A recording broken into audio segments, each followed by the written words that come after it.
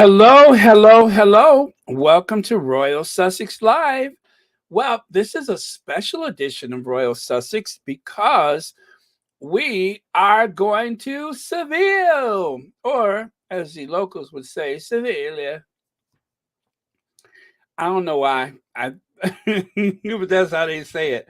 No, I'm just kidding. I'm probably the one that says it weird. So, anyway, oh, thank you. Thank you.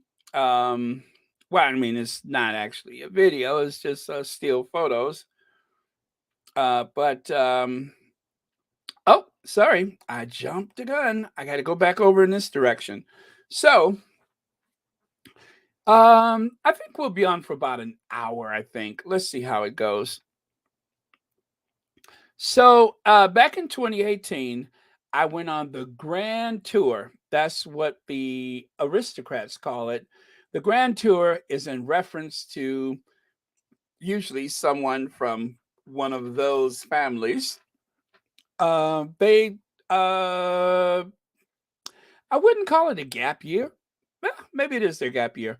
But at some point, as a young man, you are expected to go out and sow some wild oats. And also, you are expected to go out and discover the world. So it was part of the educational process, the Grand Tour. So you would probably shop at a lot of markets and antique stores and even go to archaeological digs in some cases. You would go to art galleries and even a fine country home, and you would buy up stuff. You would buy books and tapestries, those micro mosaics, paintings, um, even a sculpture, and you would have it sent back to your fine country home. As a matter of fact, I am going to look it up right now. Grand tour.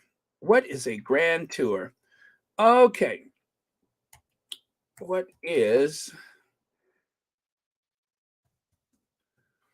okay? So I have to. All right, there it is. Let me.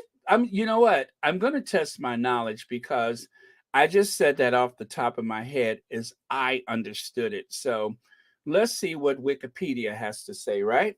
Okay. The Grand Tour was principally 17th century to early 19th century custom of a traditional trip through Europe with Italy as a key destination undertaken by upper class young European men of sufficient means and rank, typically accompanied by a tutor or family member when they had come of age around 21 years old. How am I doing so far? How am I doing so far? Okay, let me continue.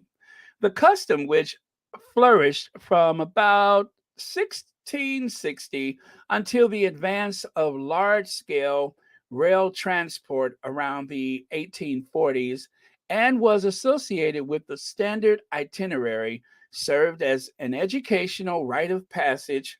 Well, they're just paraphrasing what I just said. Okay. Though it was primarily associated with the British nobility and wealthy landed gentry, similar trips were made by wealthy young men of other Protestant Northern European nations and from the second half of the 18th century by some South and North Americans, like, for instance, the Astors, or, well, anyway, any of those families that you can name. Um, Even Bertha Honore Palmer went on a grand tour. So it wasn't restricted to men, it also included wealthy women, like some of those dollar brides, those dollar duchesses from the US. A lot of them went on those grand tours also. So, anyway, I like to test my knowledge about these things. So you heard my version as I said it off the top of my head, as I've learned it over the years. And then, of course, this is the example that's given by Wikipedia. So um, I think it was right on par with that one. Okay, so my grand tour included Seville back in 2018. I had a laundry list of places I wanted to see. Seville and Cordoba. Unfortunately, I never made it to Cordoba. As far as I got to Cordoba, I'm sorry, the closest I came to Cordoba was a commercial featuring Ricardo Montalban. What I remember about the okay, you know what? I'm going to test your memory. Since I'm testing my memory, I'm going to test yours. What was that famous feature about the Chrysler Cordoba? No cheating now. What was that famous feature about the Chrysler Cordoba? And it's actually something that is so made up. They only made it up for the Cordoba. But I'm going to test your memory. Please tell me, what was that famous feature about the Cordoba that was the big selling point that made it sound more exotic than it actually was? But um, I'll give you guys a couple of seconds to think about that one as I continue. But okay, so Seville, Toledo, Madrid, Barcelona, and oh God, oh Zaragoza, and Zaragoza was a place that I had only discovered just before my trip. I was like, Zaragoza, I never heard of that. Probably one of the most important cities with one of the largest churches, Christian churches or Catholic churches in the world. Yes, yes, absolutely. Now, Himifan, there is no prize for your answer, but you're absolutely right. The Corinthian leather seats, which is something that meant absolutely nothing but a way to help sell the automobile, that was the big famous selling point of the car, was it was complete with those Corinthian leather seats, whatever that is. Oh, Dabby, thank you. You got it too, right? Those Corinthian leather seats. What a big fat nothing burger. Um, no, Joyce Anderson, I have not been to Africa, although there are some places that I would love to visit. But as close as I was to Africa was Spain. And I was so tempted to go because, when you're in Seville, you're almost there, right? But unfortunately, I had to start heading back east because I was meeting someone in Munich, and I did not want to disappoint. So I dare not try to squeeze that trip in because you know what? When you're visiting someone in another country and they are possibly taking time off from work, you don't want to mess around with that. So I said, okay, I'm not going to go directly to Munich, but I will at least be in the neighborhood. So I ended up in Cologne, and then that was a short train ride to Munich. So, yeah, anyway. So, without any further ado, let me get to my photos. Unfortunately, I don't have any videos for today because oh, by the way, thank you for your comment. I only planned this, you know, in my head. And then finally today, I said, okay, let's do it today then. All right. So let me remove my face from here. There we go. And this is the first thing that I saw when I was on my way into Seville, Spain. I saw this thing and my eyes were like saucers. I'm like, what is that? And I told the cab driver, I'm like, I'll get out here because he was going to take me to my hotel slash hostel. I'll explain that in a minute. I said, oh, no, no, no, no, no. I'll get out right here. I said, this is perfect. And because I'd never seen anything like it, I'm like, what is that? I don't know if I said it in my head or if I asked him, but I was just like, what in the world is that? Well, that is something otherworldly. It is a sculpture as well as a community space for people to gather to hide out in the shade, but it doesn't stop the breeze or anything like that. Is if anything, it probably helps the breeze. But I think it's just, oh, my Duke and I, are you here? I just watched your live, your video today. So great job. You have a certain way of socking it to the royal family. So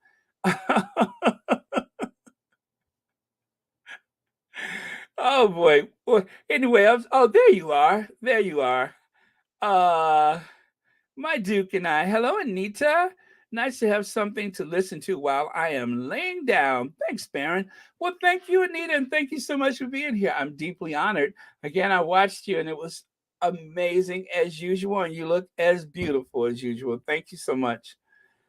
Okay, so that it is called Setas de Sevilla, or Mushroom of Seville, or Lesatus the Mushroom.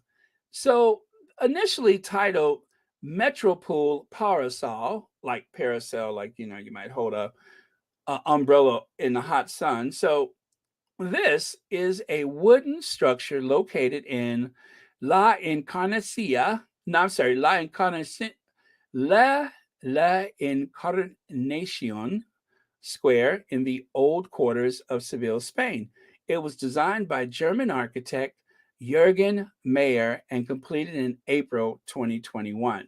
So basically, it means the incarnation square, right? As in reincarnated incarnation square, a place to be born, I suppose. Well, I didn't know what to make of it, so I got out. Now, unfortunately, I don't have pictures of the top. Full disclosure, all of the photos that I'm sharing, these are photos I took myself. I didn't introduce anything else from anybody else, just my photos. So some of them are amazing, and others are like, I don't think the sun is right, but I'm always critical of my photos. I'm always looking for the best possible light. Okay, so I walked around. This is a great place to just be. If you're not in a hurry, if you're just having lunch from a nearby office or something like that, this is a beautiful space. It reminds me of some of those urban parks or plazas like Millennium Park in Chicago, or perhaps I wouldn't say Times Square because it's not really gaudy. Piccadilly Circus, too much time. Okay, Trafalgar Square, or yeah, Trafalgar Square. Yeah, that's what we call it. So yeah, that's what it reminds me of. Just a great place to see or be seen. Now, this is the largest wooden structure in all of Spain. It is all made of wood. So it is a sustainable material, and it is all made of wood. Okay. And here's another view as I walked around and taking in the sun and everything. And I love to people watch. That is one of my favorite things is to people watch. Spain is a very religious country. As you know, the Spains were actually Spain, the Iberian Peninsula, was conquered by the Moors. So there's a lot of Moorish influence on the architecture, especially in Seville and Cordoba, amongst other places. And yet another angle. So, as you can see, there is some type of visitor center downstairs. I can't remember. I think there was like an aquarium or something down there. But then they have the big, broad steps that you can sit on there, which is surprising. There's nobody really sitting on the steps, but I mean, you could just sit on the steps there and take in the breeze. And once you get on top, it just gives you a nice open view of the skyline. It's not that tall. I would say it's probably about no more than 8 stories high, maybe 6 stories high. But it is very cool. Joyce Anderson, Baron, do you ever take close ups of architecture and blow it up and mat and frame them and hang it on the wall? No, but I do. I do take a lot of close-ups. As a matter of fact, most of the photos that you see, I think there's maybe one photo of me in all of this that I uploaded. But I love the close-ups of architecture, Joyce Anderson. That is like my favorite thing is architecture. And so I like to see lots of images of the way things are made, all of those interesting artistic details. That is one of my favorite things. I have a what is it? It's a Nikon DSLR. It's the Nikon. Oh my God, I can't remember the name of it, but I saw it on Oprah's favorite thing, and it's about 8 years old. So at some point I want to get a newer camera. Um, but it's a Nikon something. But yeah, it's a Nikon. It's a DSLR, and I oh my God, I'm trying to think. Where did I break the lens? I had one of those telephoto lenses, and I think at this point I had already dropped it. And you know what I did when I was in either Madrid or Barcelona. It may have been Portugal. Somewhere I dropped it and broke the lens. Now I had two lenses with me, but oh, that was a nightmare. I ended up buying another one. But yes, thank you for asking. But yes, I do have a Nikon. And here I saw this. I want that suit so bad. I want to fit that suit so bad. So one of these days, that's like my dream suit right there. I saw it in the shop window. All kind of really cool shops around the square. There's a bird, I guess it's a dove or something, looking at me. And I was just like getting really friendly with him until someone walked up and chased him away, interrupted our flow. We were really flowing with each other until that person walked up. And of course, every big city in the world wants those suspension bridges. Yeah, don't you love it? Don't you love it? I love that suit. That suit says old dude with money. Um but yeah, most big cities they have various designs of bridges, and as you guys know, in the past 20, 30 years, these very lighter than air looking, almost looks like a harp, these suspension bridges have become increasingly popular. So everybody wants one of these rather artful interpretations of the suspension bridge. And there, you see there, I walked in one day on the 4th of May, 2018. I walked 14.2 miles. 14.2 miles. This is like my second day in Seville.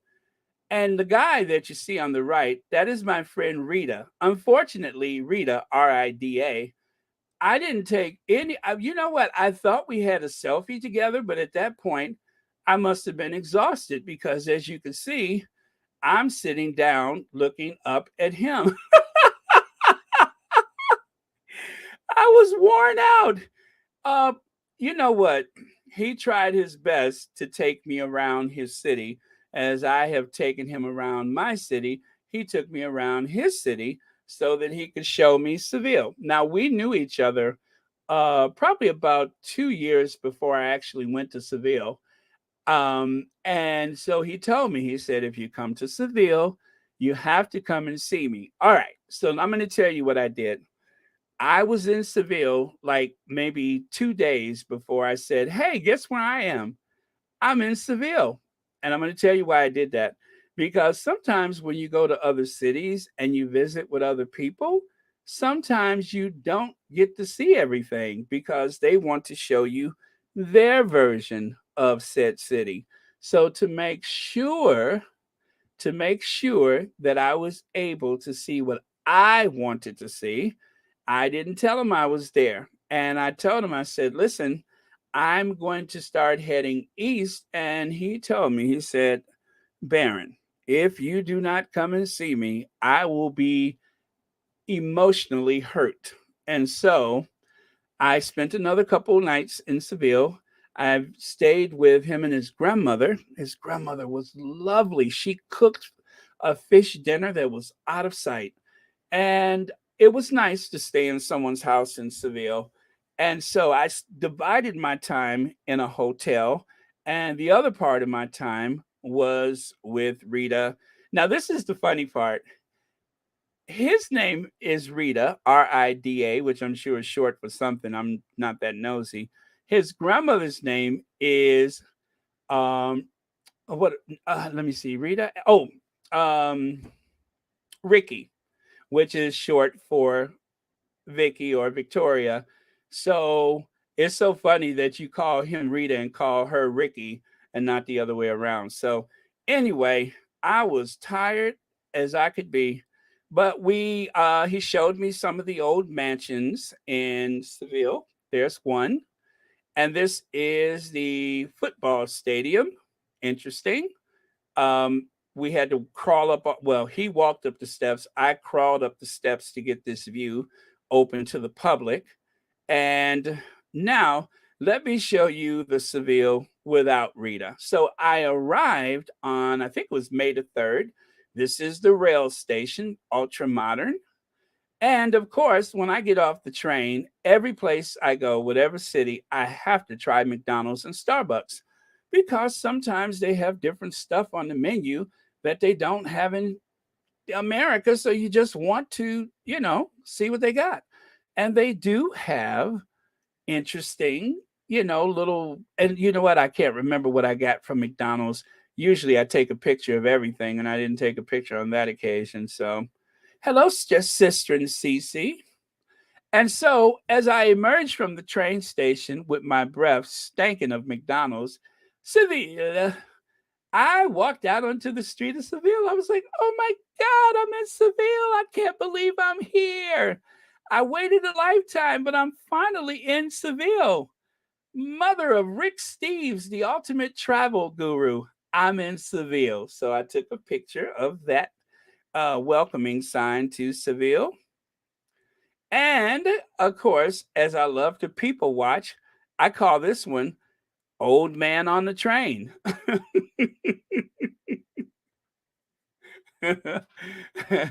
I know so far not the most gripping photos, but the composition is I think good. But yeah, so I like to take photos of just about everything. So I call that Old Man on the Train. Oh, were we on a bus? I think we were on a train or a tram. No, no, no, it was a bus. Maybe I didn't take a cab. Maybe I took the bus. I probably took the bus. And this is the hostel where I stayed. Um, yes, I told you I like to take photos. And no, that guy does not come with the room. You have a room and that's all you get. But what the heck was the name of that hostel? Anyway, but yeah, so this is my hostel. Every place I go, I usually photograph the room. So this is the room. And you can just barely see me with my wife beater on all the way in that mirror over the sink. It's a good thing I hadn't taken my pants off because usually the first thing I want to do when I get when I get into the hotel is I want to take all my clothes off. So fortunately, I did notice that I was in the photo, and so that's the hotel room. And look, they have my initial right over the bed. Now you know that was meant for me. This was like, okay, this is a hostel, right? But it's a family friendly hostel. So, fortunately, this one has its own bathroom, right? But there are some where you might have a room and no bathroom, or you'll have a room with a basin, like you see there. The basin is in the living part. And check this out on the other side of the bed, take it out. There's the bed on the other side of the bed, if you're traveling with your family, look at that. So you got A, wait. Sorry. you got there's the B, there's the A side of the bed, and then there's C and D. So you and your family could stay there, right there in the heart of Seville, in that very comfortable room. And you know what? I got this place for a bargain because it was pre-travel season. I traveled in the spring. It was in May, and there just weren't that many people there. Right, Marshar? Isn't that a cute room? Could you imagine staying there with the fam? I mean, you got plenty space. So, also, if the hostel is crowded, they will rent this room to you and a couple of strangers. Notice the foot lockers, right? That's because as this would be a room that is shared by other people. The other people could store their stuff in those lockers. There's the bathroom and there's the shower. So the shower is just opposite the toilet. And very clean, very modern, very neat. No complaints, right? No complaints whatsoever. And so that was the hostel slash family. It's a family hostel. So they did have rooms that were more like dormitories, but I was fortunate enough to get this room because it was before the height of the travel season. And then I hit the streets of Madrid. This is actually a bullfighting ring. Yes, a bullfighting ring. They still have bullfights in Spain. As far as I know, that is something that never stopped. Now, some other countries outside of Spain have, I'm trying to think which country has finally given up on bullfighting, but in the Latin world, in the Spanish speaking world, still a very popular pastime.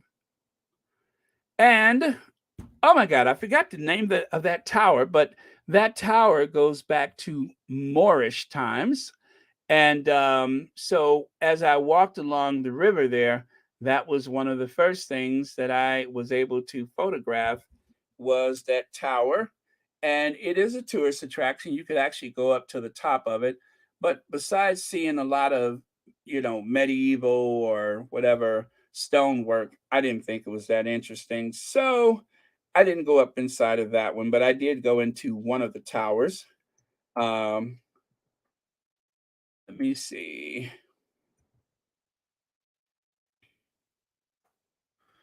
Okay, so that particular one is called, wait for it. I'm looking up the name of it right now. Oh, and also the first thing I do is buy a tour ticket. Whatever the hop on, hop off tour, that is one of the first things I do is I buy a ticket so that let me see. Oh, no wonder I typed tower instead of tour.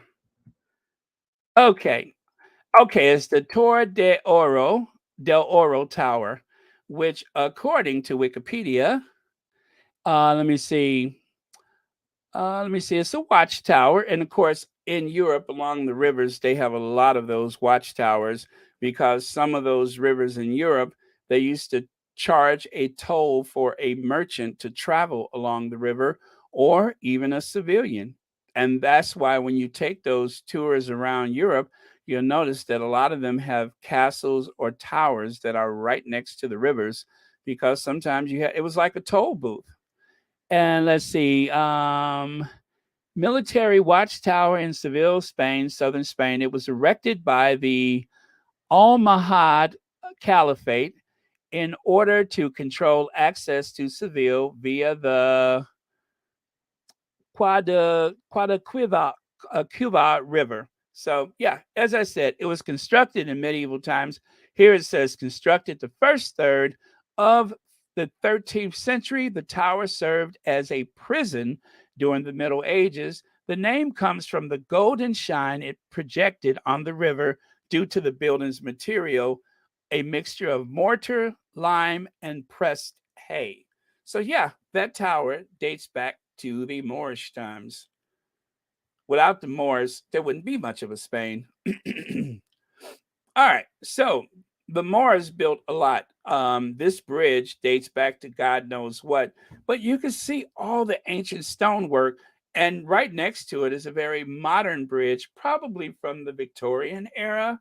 I'm going to guess that bridge may only be about 100 years old. Maybe it's not even Victorian, but I love all that stonework. So that was one of my favorite things. And here I just happened to catch a rowing team on the river as they go gliding along. You can see all of those beautiful pastel colored apartments, or sometimes even a house. Sometimes people live in those big townhouses across the river, or some of the apartments used to be a townhouse. And here you can see the well, A lot of the streets in the old towns of these cities, they have closed them down from vehicles. Now, a lot of these older parts of the European cities have become pedestrian only, which gives you a chance to enjoy it the same way that people would have enjoyed it before the automobile. So, no horses, no no automobiles, no trucks, just open to the street. Another cool thing about Spain and Portugal, they love doors. Italy too, as a matter of fact. But those doors, there I took a few examples here, but there are some that would just take your breath away. But it was absolutely beautiful. Now, this is the cathedral, the Seville Cathedral, Cathedral of Seville. You can see all of those. Now, this door right here, I think that door is only ceremonial. This door would probably be opened if there was like a big funeral or something like that.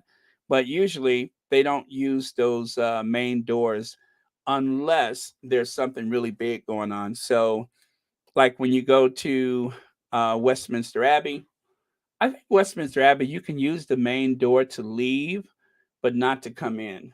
But but some places they just never open up the main door unless there's a big color. Oh yeah, I love that too. Okay. So you can see the saints and the cardinals and all the religious figures. Back in medieval times when they built these places, most people could not read. And so the stories of the Bible were told through the sculptures and through the stained glass. Well, this place doesn't have a lot of stained glass, not like some of the larger Gothic cathedrals. This one really started off as it probably started off as a mosque. There's a lot of places around Spain where buildings that originally were built by the Moors became more modern and used for other purposes. And when the Gothic era came, some of those mosques were converted into churches. And this is yet another view of the cathedral. Beautiful, beautiful mixture of stones. And that tower that you see there is called the, oh my gosh, what is the name of it? Giralda. I think it's called the Giraldo Tower. I walked all the way up to the top of that one. I would go any place I go, if I can go to the top of the tower, I will go. I'm like a little kid. I want to get to the highest point possible. So I went to the top, but it's very different from most towers in that instead of going up steps, it's like a bunch of ramps. And they said that's because in the old days, that they would actually use a mule to go up instead of taking steps. They would use a mule to go upstairs. So very unusual. But look at that beautiful stonework. And then here, check out that apartment building there. Now, chances are that apartment was someone's home.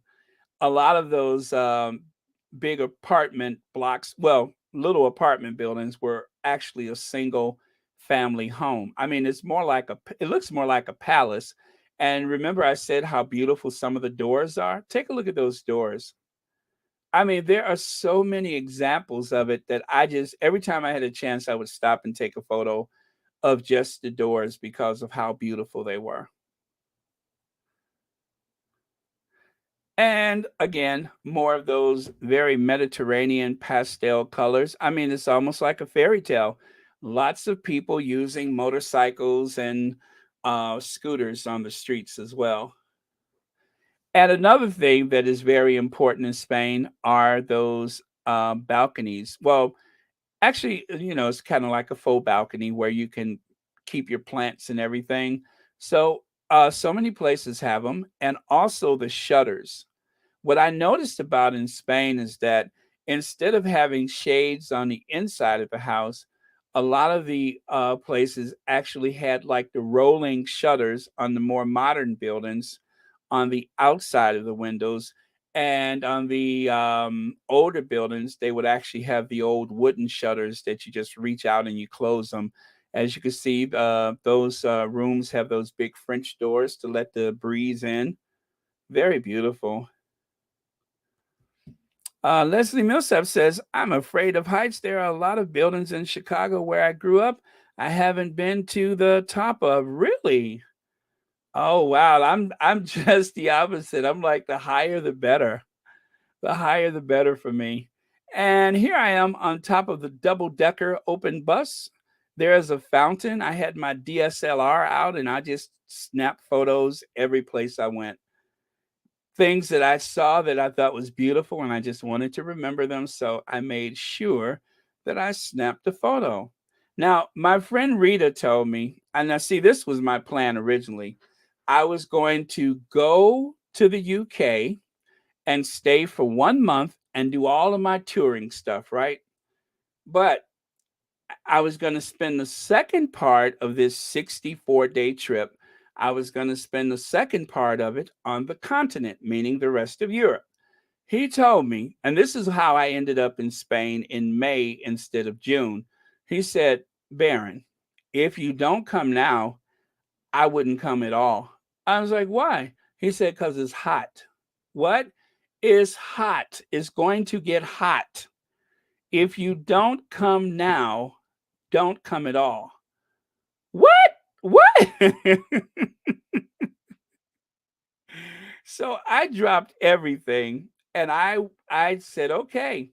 So I spent just about, I don't know, 2 or 3 nights in London. And then I hopped on the train, spent a night or two in Paris. Actually, how many days was I in Paris? I forget because I went back to Paris like 2 other times on that trip. And so I went to Paris.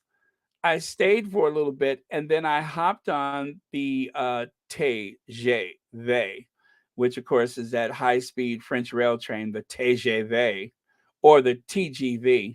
I hopped on that TGV and it got me to Barcelona lickety split. So from Barcelona, then I started my Iberian trip through Spain and Portugal. Now, here, I think that is a fort. I'm not sure exactly what building it is, but I know it is occupied by the government now. And I thought it was just absolutely beautiful. I mean, you got palm trees, you got the beautiful pastel colors. What else could you ask for? Very beautiful. And then another palace and more of those Moorish Gothic towers.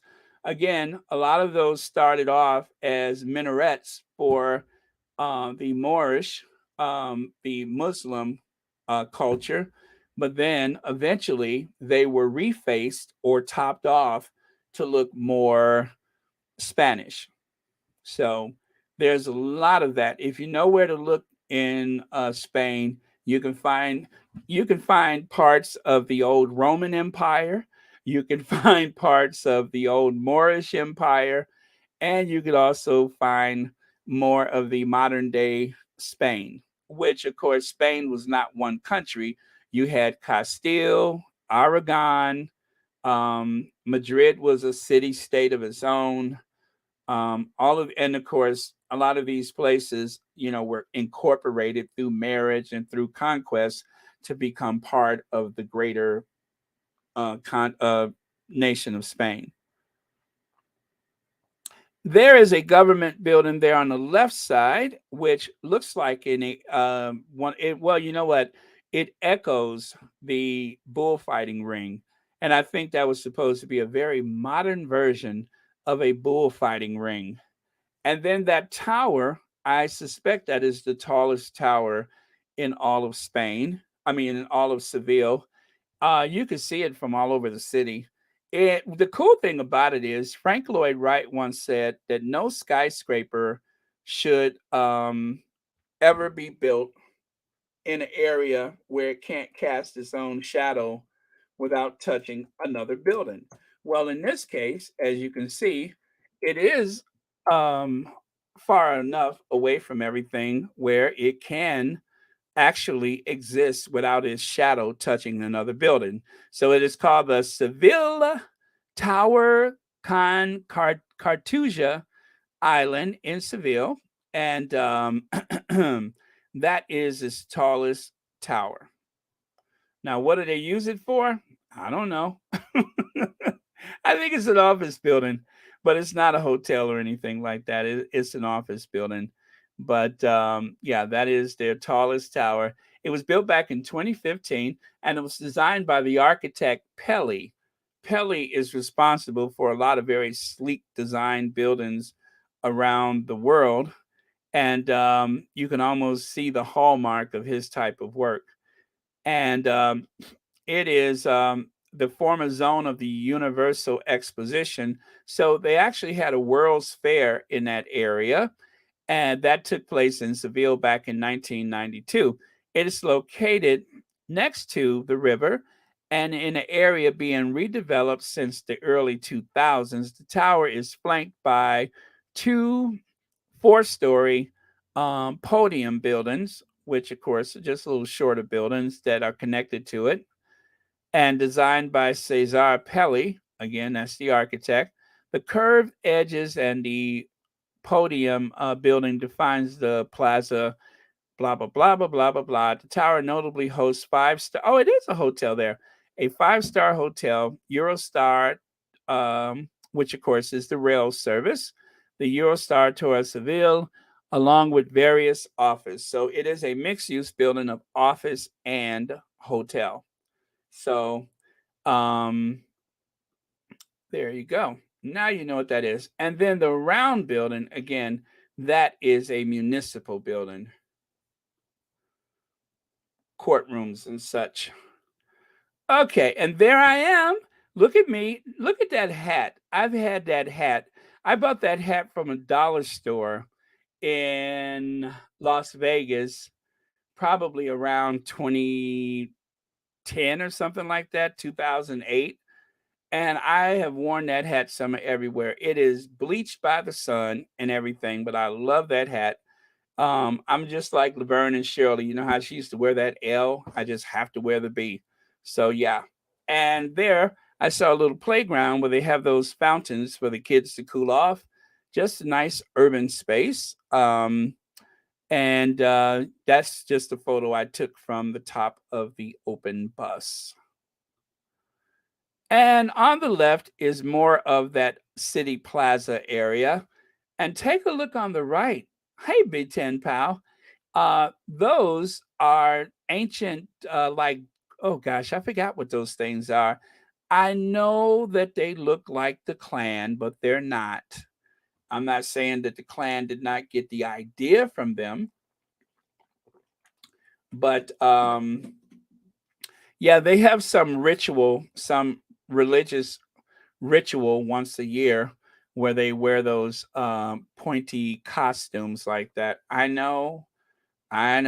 It looks kind of oh man. I know it looks bad, but trust me, it's not like that. But sometimes when you're traveling in countries over there, um, you'll see something like that. And it wasn't like I was in fear that they were gonna come after me or something, okay? Um,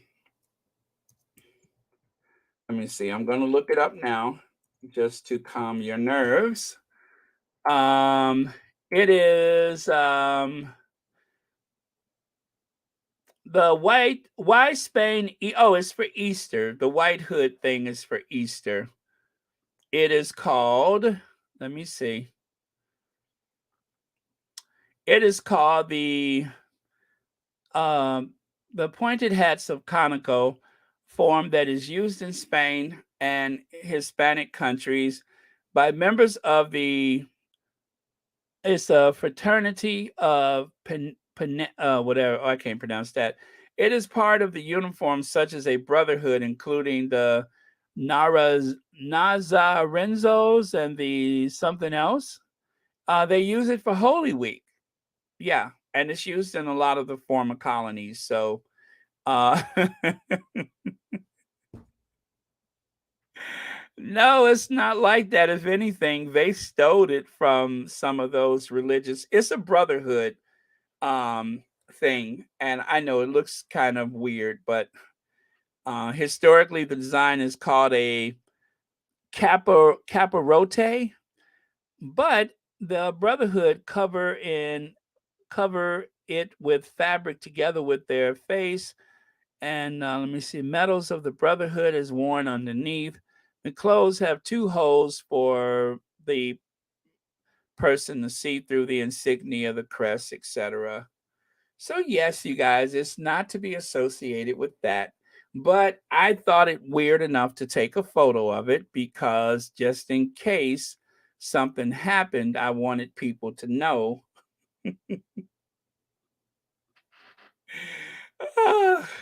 Okay. All right. Oh, look at that. Look at that. Look at the balconies. Look at those. Look at the beautiful street. Isn't that lovely? Could you imagine waking up on a street like that every day and calling it home? And oh, look, a black person. You know, I had to record that, right? There were plenty black people there, just so you know. But every time I see black people, I always have to take a photo. You know, what up, bruh? And that statue is a very famous bullfighter. I forget his name.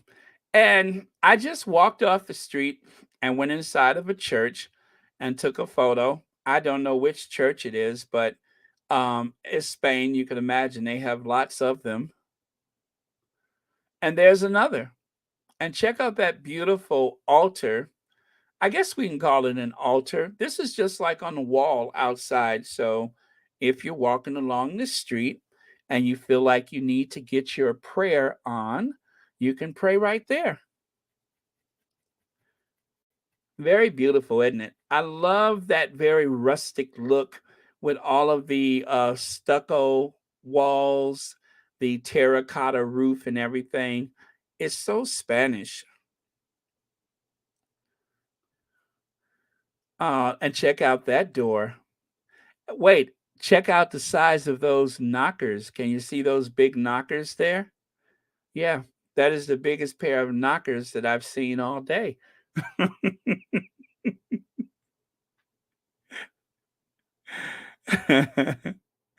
You know, you're walking along, and next thing you know, you walking past the doorway, and there's a pair of knockers.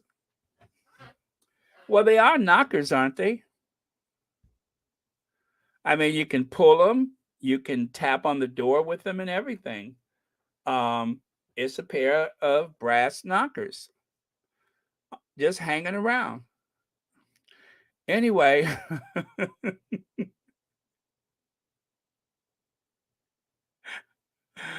oh, I couldn't resist. That this like circular building right there, just a little plaza off the street, and I thought the architecture was beautiful. It was almost it's very difficult to photograph something where the curve surrounds you instead of goes away from you, it surrounds you. Always very difficult to photograph. And then on the right is another shop window. You can see that beautiful like beaded glass work. I guess it's beaded glass. Maybe it is like a mosaic. But anyway, the azul, I think, is that how you say blue in Spanish? Azul. You can see the beautiful blue colors. And again, there is the Seville Cathedral. This time, I'm actually going to go inside. Now, you see the sculpture there on the left side? That was on top of the tower, but the sculpture was considered very fragile and they didn't want the weather to damage it, so they took it down. And now they use it as part of the entrance. This is the entrance that you use to get inside of the cathedral. So there on the left side, you could actually see the entrance. And then on the right side, you can see how massive this structure is. It was built in several parts over the years, started as a mosque, but as you can see over time, the minaret has been capped off with something that looks more Spanish rather than Moorish. And so, on my way up to the top of the Giralda Tower, the photo on the left, you can see I'm halfway up. And the photo on the right, you can see that same building, but now I'm looking more down onto it instead of looking almost directly at it. So, slowly but surely, I was making my way up those steps. And there is a nice view of the skyline in Seville. And look at the beautiful terracotta roof. I love that. A lot of whitewash, buildings painted white and pastel colors. Yes, azul is blue. Thank you so much. And just so you know, Church Nelly, half the men in Spain look like Nacho.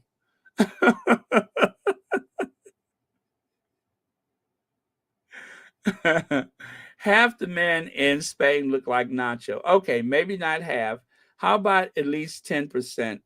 10% of the men in Spain look like Nacho. Okay? Oh, thank you so much, uh, Aquila. Yeah, Sarah Aquila, thank you so much.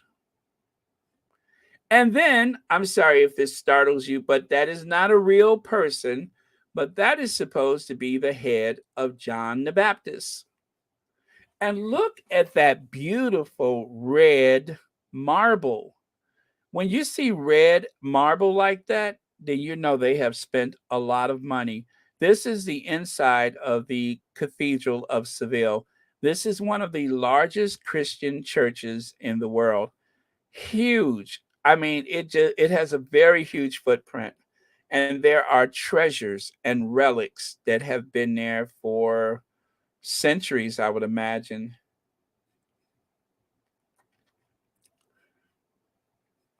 And check this out. This is one of the bishops that were buried there. That is, of course, a sarcophagus. I have been to many a church and I've seen many a sarcophagus. Something like this ain't cheap. And the person who built it probably paid for it, which was probably the cardinal or the bishop himself. But as you can see, there are many things there that represent his time here on earth and his beliefs. And as you can see, there is what they refer to as an effigy, a life size effigy on top of the sarcophagus. So, all of the photos on the inside of the cathedral, I decided to use a black background for those photos. And this is one of the many altars. There are several chapels inside of the church, but there's the main church itself, the main body of the church. And honestly, I can't remember which chapel, or I'm sorry, which altar that you see and was the actual altar. But on the left side is a top to bottom view, and on the right side you can see a close up. Now, unlike say the Notre Dame or some of those other cathedrals, this one is a mixture of Gothic, maybe even a little Romanesque, but there's not very well lit inside. Um, of course, they use modern day lighting techniques, but in the old days, you would depend on candles and, of course, the windows. Well, this place doesn't really have the huge stained glass windows. It is very solid. It does have the occasional flying buttress to support the walls, but mostly the space is dimly lit, and there's a lot of museum quality treasures every place you look. So that altar looks as though it's made of a combination of marble, and I'm going to say that is probably gilt brass, where they would actually take the brass and then, or sometimes bronze, and then they will gilded, heated up and gilded with gold.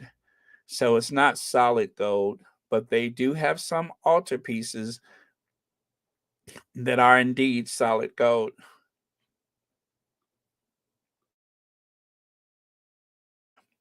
Now, I showed you guys this last time.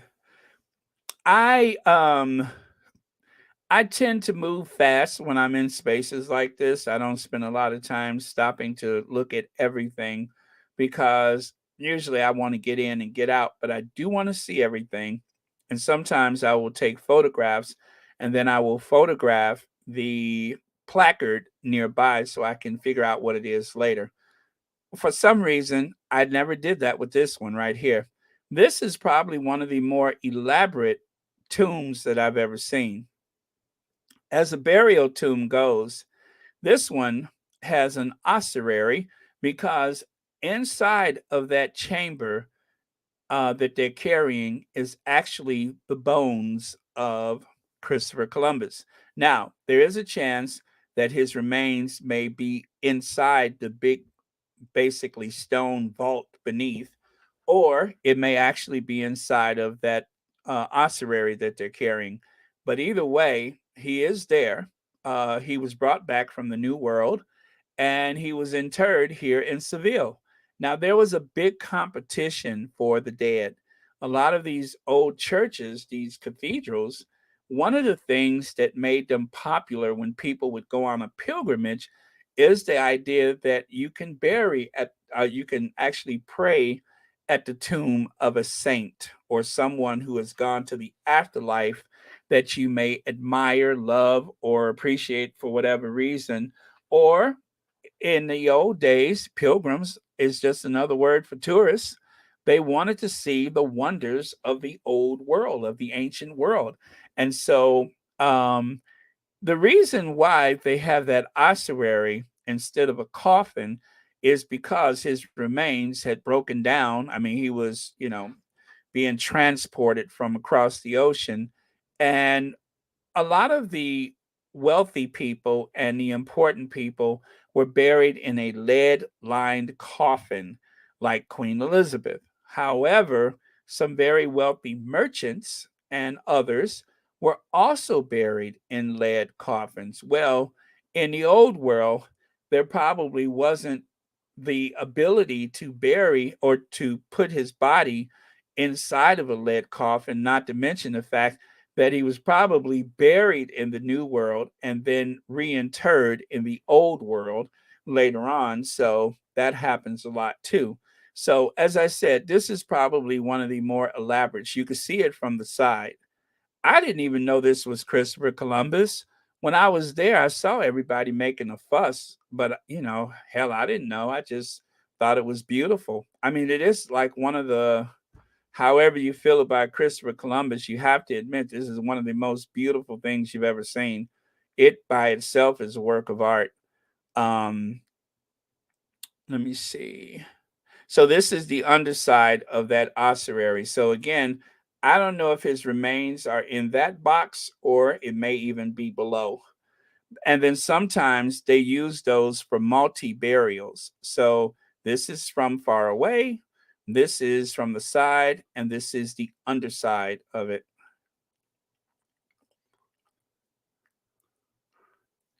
And there you can see, I believe that is a altar piece that they have there. Whatever that sculpture is. Oh, you know what?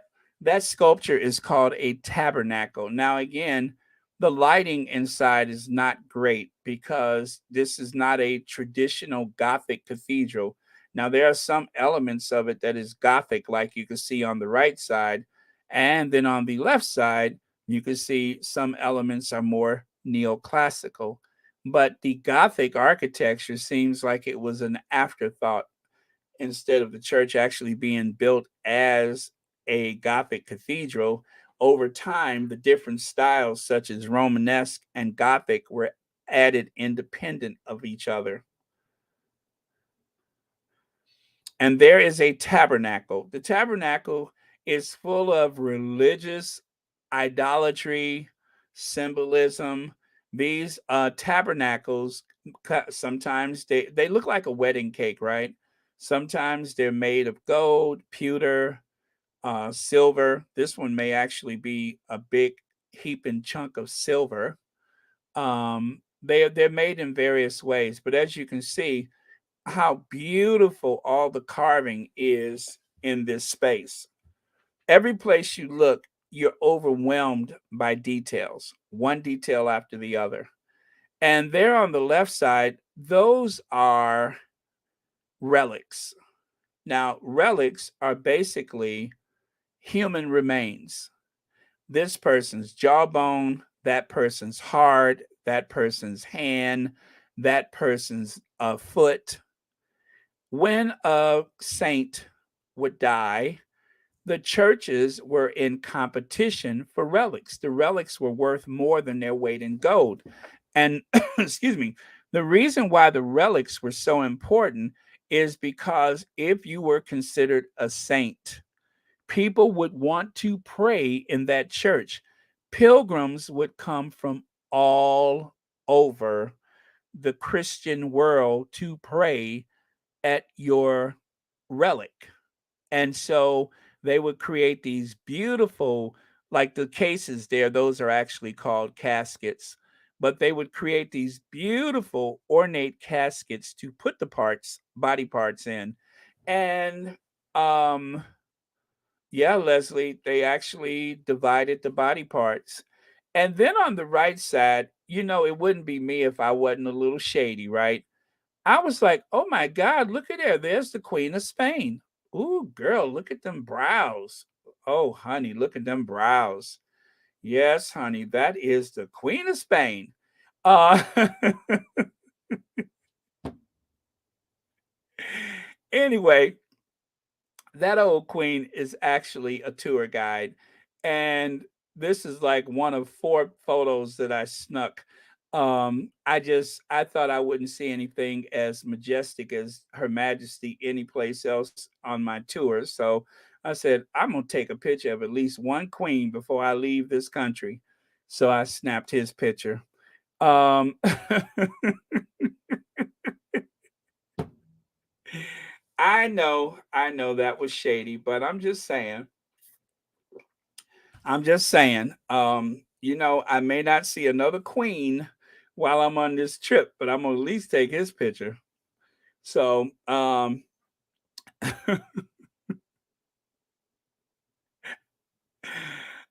man. Okay, okay. I'm gonna move on. That was shade. That was shade. There are some more of those religious treasures. As I said, some are made of silver, some are made of pewter, some are made of gold, and there on the right side is yet another one of those tabernacles. Yeah, just a lot of beautiful pieces here and there. Everything that you see is indeed museum quality.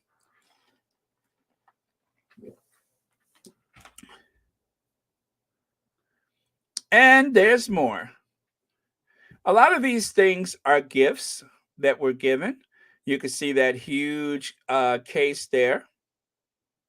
Now, to be honest with you, I don't know one thing from the other, but you do know what I thought was kind of creepy that I never noticed before is that angel, or not angel, but I guess it's like the Virgin Mary. Notice the faces down beneath her.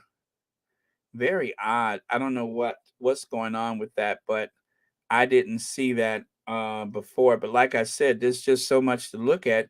Your eyes do not know which direction to go. And then this is like I believe that there's a skylight above. I believe this was an outdoor courtyard, and then they put a skylight over it. For whatever reason, I didn't aim the camera up, which is unusual because I like to see everything and I want to remember every detail. But as you can see, every place you go, there is some work of art somewhere or some artistic detail. Now, the top photo, if you haven't figured it out yet, remember I said I like to see everything? This is the same space, but I stood in the middle of the floor and did a panoramic view of the room. I literally spun around with my camera so I could capture everything about that space. Why? I don't know, because I wanted to remember. But yeah, that was it. And then on the left side, you can see the ceiling there. Beautiful vaulted ceiling.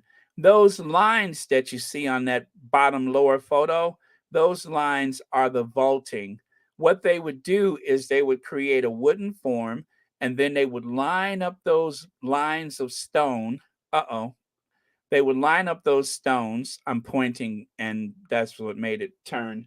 But they'd line up those stones, and then they would fill in each space in between those ribs. They call that ribbing. And each in between the ribs, they would put more stone and mortar and concrete, and that would create a tight, hard shell out of those individual pieces of stone. So before the days of iron and steel construction, that is how they managed to open up those big spaces like that. And then the second photo on the bottom, if you haven't figured that out yet, those are tombs. People are buried under those stones. When you go into these old churches like that, there's so many places where entire rooms, the floors have graves. And that is something that exists in so many of those old ancient cathedrals. And this is another one. And you can see that in so many places, the names have been worn away from the foot traffic of the pilgrims and now the tourists in modern times by the millions that come to see these spaces. Hello, Claire Kane. Again, whenever you see that red marble, that means they really paid a good penny for it. But I have to tell you something. You'll find a lot of beautiful marble in Spain, and the reason why is because Spain is very mountainous, and they have a lot of beautiful marble and granite right there available for use in Spain. So Spain has so much marble and granite that they actually export it to other countries. And again, you can see the big dome. See that space there? The second to the, or the third photo at the bottom, going left to right. That is another one of those big vaulted rooms. I was actually in that room earlier. You can see it right, uh, where is it? Right there. That's the big space right there. Okay. And so that's what that is. And then, of course, I was on my way to the tower. So I actually did this and put the photos in reverse. I went around the cathedral and then I went to the tower, the Giralda Tower. And this room right here, this is an optical illusion. The room is not really as big as it appears, although it is a big space. But you can see the way the girl on the left is looking up. Look at that beautiful stonework. Well, the middle photo, that chair is the bishop's chair. And I do believe that it's only for use when the Pope comes to visit, that the Pope would sit in that chair. And that is like a place for papal visits only, if I remember. Um, if okay, now the photo on the right, let me explain that to you. Do you see where the girl is standing right there? So I have my back to the door, just like her. And then using the panoramic on the camera, I aimed the camera at the chair and then whipped it all the way over my head and back down behind me to that door. So, because the photo is so small, I know it doesn't make sense, but that's why the photo is so long, is because I'm looking forward and then I whipped it all the way over my head so I can get a good view of the dome. But it is a dome shaped room, and it is full of one beautiful carved and gilded piece of artwork after the other. But yeah, it's an amazing space. And you can see right down to the floor, nothing was left to chance. And then those are, I believe they're papal crowns. I don't know where the crowns. No, you know what? I don't know whose crowns those are. I don't believe they may have once belonged to the rulers in the area, because a lot of these cities were actually states. They were a city state. They were not considered Spain. They were, Seville was a country. And so maybe that's where those crowns come from. Or they could just be something ceremonial. But I don't think I took a photo of the placard. So I wasn't able to remember. I just took a photo of the crowns. But those are exactly what they appear to be. Those are, but they are behind glass. You can check out yet another one of those elaborate altars. I'm very sure this one is all silver. All of that old world silver. How many people had to die to mine that silver from the Americas? I hate to think about it. And finally, stained glass windows. As you can see, it's actually more of a modern addition, although it may still be very old. But that photo on the right was taken on my way up to the top of the tower. And there on the left side, you see that? That is, I believe, a thigh bone. Remember, I said relics were body parts? Well, that is somebody's thigh bone. And as you can see, as a religious relic, people would donate money to the church or pay for a chance to just kiss the relic or to pray at the leg of who God knows who it is. I don't know who it is, but that is a religious relic. Some of them you can't see what the contents of the container is, and some of them you can. And that is one of those relics. And you can see the up close. There is a huge bone inside. Oh, I didn't know I did two arrows, but yeah, you can see that bone inside. Could you imagine if that thing fell to the floor and like a dog just ran with it or something like that? But yeah, that's what that is. It's a bone. And then on the right side, there's a lot of these little chapels where, they don't always bury people in the floor. Sometimes, as you can see, they will just simply have those are stone sarcophagus. You can see they're made out of a green marble, but those are stone sarcophagus. So inside, there's probably a lead coffin, and it may be a lead coffin inside of a wooden coffin, and then they put it inside of this stone sarcophagus, and there it will sit on the shelf there and until it'll just stay there. May have been there hundreds of years. I don't even know who's in it. But some of these churches may have 1,000 or more people buried there. Some of the graves have worn away or fallen apart, and they don't know who's buried there. Thank you so much for the super sticker, Angela R. And thank you so much for watching Royal Sussex. Happy Sunday to you. Okay, and so finally, I'm leaving. I'm walking through that threshold, through another part of the church, and out to the courtyard, which takes me out of the Seville Cathedral. Now, if you look at either side of the building there on the left and right side of that photo, those are flying buttresses. In order to create those very tall spaces like that, they would create these arches that would actually take the weight of the wall from the top and sometimes even in the middle parts, and it would leave the space open wide enough so that you can put windows in between. Because other than that, the walls would have to be very thick to support the weight. But of course, glass could not support that weight. So instead of having a massive stone wall, they would use something that looks like a brace to hold up the wall. And so that way it carries the weight right down to the foundation instead of having these massive thick walls to hold up the weight. One thing about building those cathedrals, you're always fighting against gravity. I mean, look at the massive size of that building that was probably started 1,000 years ago, if not longer, compared to the size of the people. And see, these spaces like this, maybe at one time they were used by some pagan tribe. Later on, they were used by the Christians. And then when the Moors came, they turned this space into a religious space for the Muslims that once inhabited that part of the Iberian Peninsula. And then once the Christians drove the Muslims out, oh, sorry, I didn't mean to do that, they would turn it back into a church again.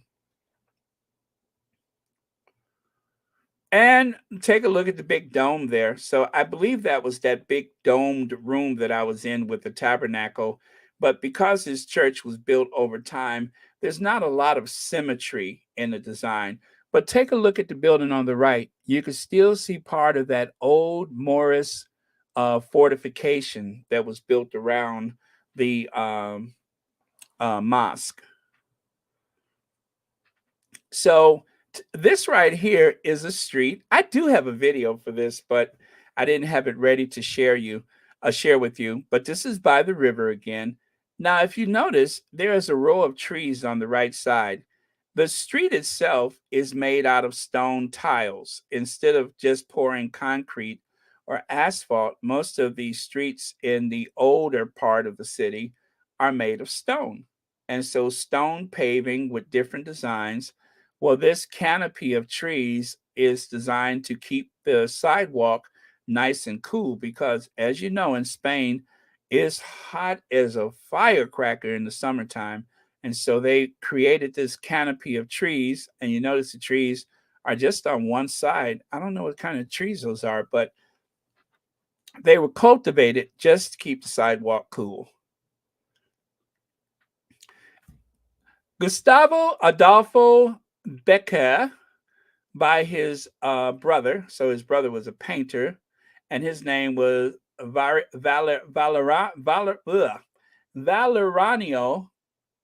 Becker, and he was born, 1883 in Seville, Spain, and he died in 1870, just age 34. Occupation: poet, writer, journalist. Nationality: a Spaniard. Yes, he was Spanish. And so he is a very famous poet and writer. Let me tell you what I found. You see this? The Becker roundabout, symbolizing the three states of love: excited love, possessed love, and lost love, which represents the rhyme El amor que pasa, composed by himself. In addition, there are two bronze figures that represent wounded love and lying figure. Well, it's a lying figure. Well, you'll see it. But the other one with the, let me see, with broken wing, and the other is a young Cupid, or as the love that hurts. So you have the three states of love: excited, possessed, and lost. And then you have the wounded love, as in heartbreak. And then you have the young Cupid, because love can hurt. Now, this was not designed by the writer poet himself. This was designed as a memorial for him. Check it out. So you have the ladies there. One is in love, the other one is excited, right? And then the other one is kind of lost. So I think the one looking down would be lost. And let's see, excited is probably the one on the right. Excited. And the one in the middle, possessed. Yeah, possessed. She's holding her heart. So she's probably the one that's possessed. Okay, so let's show you more of this one. Now, oh, by the way, Uh, actually, this photo I didn't take, but I like the lighting because it gives you a good close up. So that one I actually got from Wikipedia. These are my photos. So on the left side is the wounded Cupid. That's the one has an arrow going through him. He was so in love that he just collapsed and died. That is the hurt of love. And on the right side, you can see the Cupid standing over the ladies. Now, those two bronze figures, the dark figures, were actually added later. But again, um, that is a monument to our writer, poet, journalist. And so the Cupid is standing over the ladies as though he's controlling their emotions. But the other one has totally lost control and has literally collapsed. And there you can see a better, broader view of it. It was because it's around the tree, it's very difficult to get a good angle of it because that is a living tree that it surrounds. And you can see that Cupid is laying wounded on the left side. And then the other Cupid is holding up his arrow, like, I guess you could say, inserting them with emotions from being in love. And then that sculpture represents the poet. It actually has his name and date of birth and everything on it. So he seems to just kind of overlooks everything that's going on around him. And of course, this is based on something that he wrote about. So it's a beautiful, tranquil space. You can see 1836, 1870. And up there, you can see the name Becker. And of course, that is his image right there. So that's a close up of it. So I zoomed in with these to give you the best possible view. The lighting was not ideal, but I really wanted to use all of my own photos. So, um, yeah, that is what they have. Now, this right here, you guys, I didn't even know this space existed anywhere in the world. Plaza de España, Seville, or Spain Square, Seville. This is like, I guess if you were having a wedding day, this would be like the most beautiful place you could go. Everything down to the last detail. Check out the water fountain there on the right side. Even the water fountain is beautiful, just to get a sip of water. Now, those people in the boat, see the lady in the red and the guy with the blue? So funny. They were like rowing for dear life and barely moved. They went around in a circle. And of course, I got a kick out of it because I literally stood there for a few minutes and watched them. I said, "Oh, that's terrible." I said, "What do y'all do for a living?" And he said, "Could you believe?" I'm like, I think he said an engineer, and she had some great job too. I said, "Really?" I said, "And you guys are still stuck in the same space?" Well, if you've never been on a rowboat, obviously you don't know what to do. So she's trying, as you can see, they both have their hands on the oar, and maybe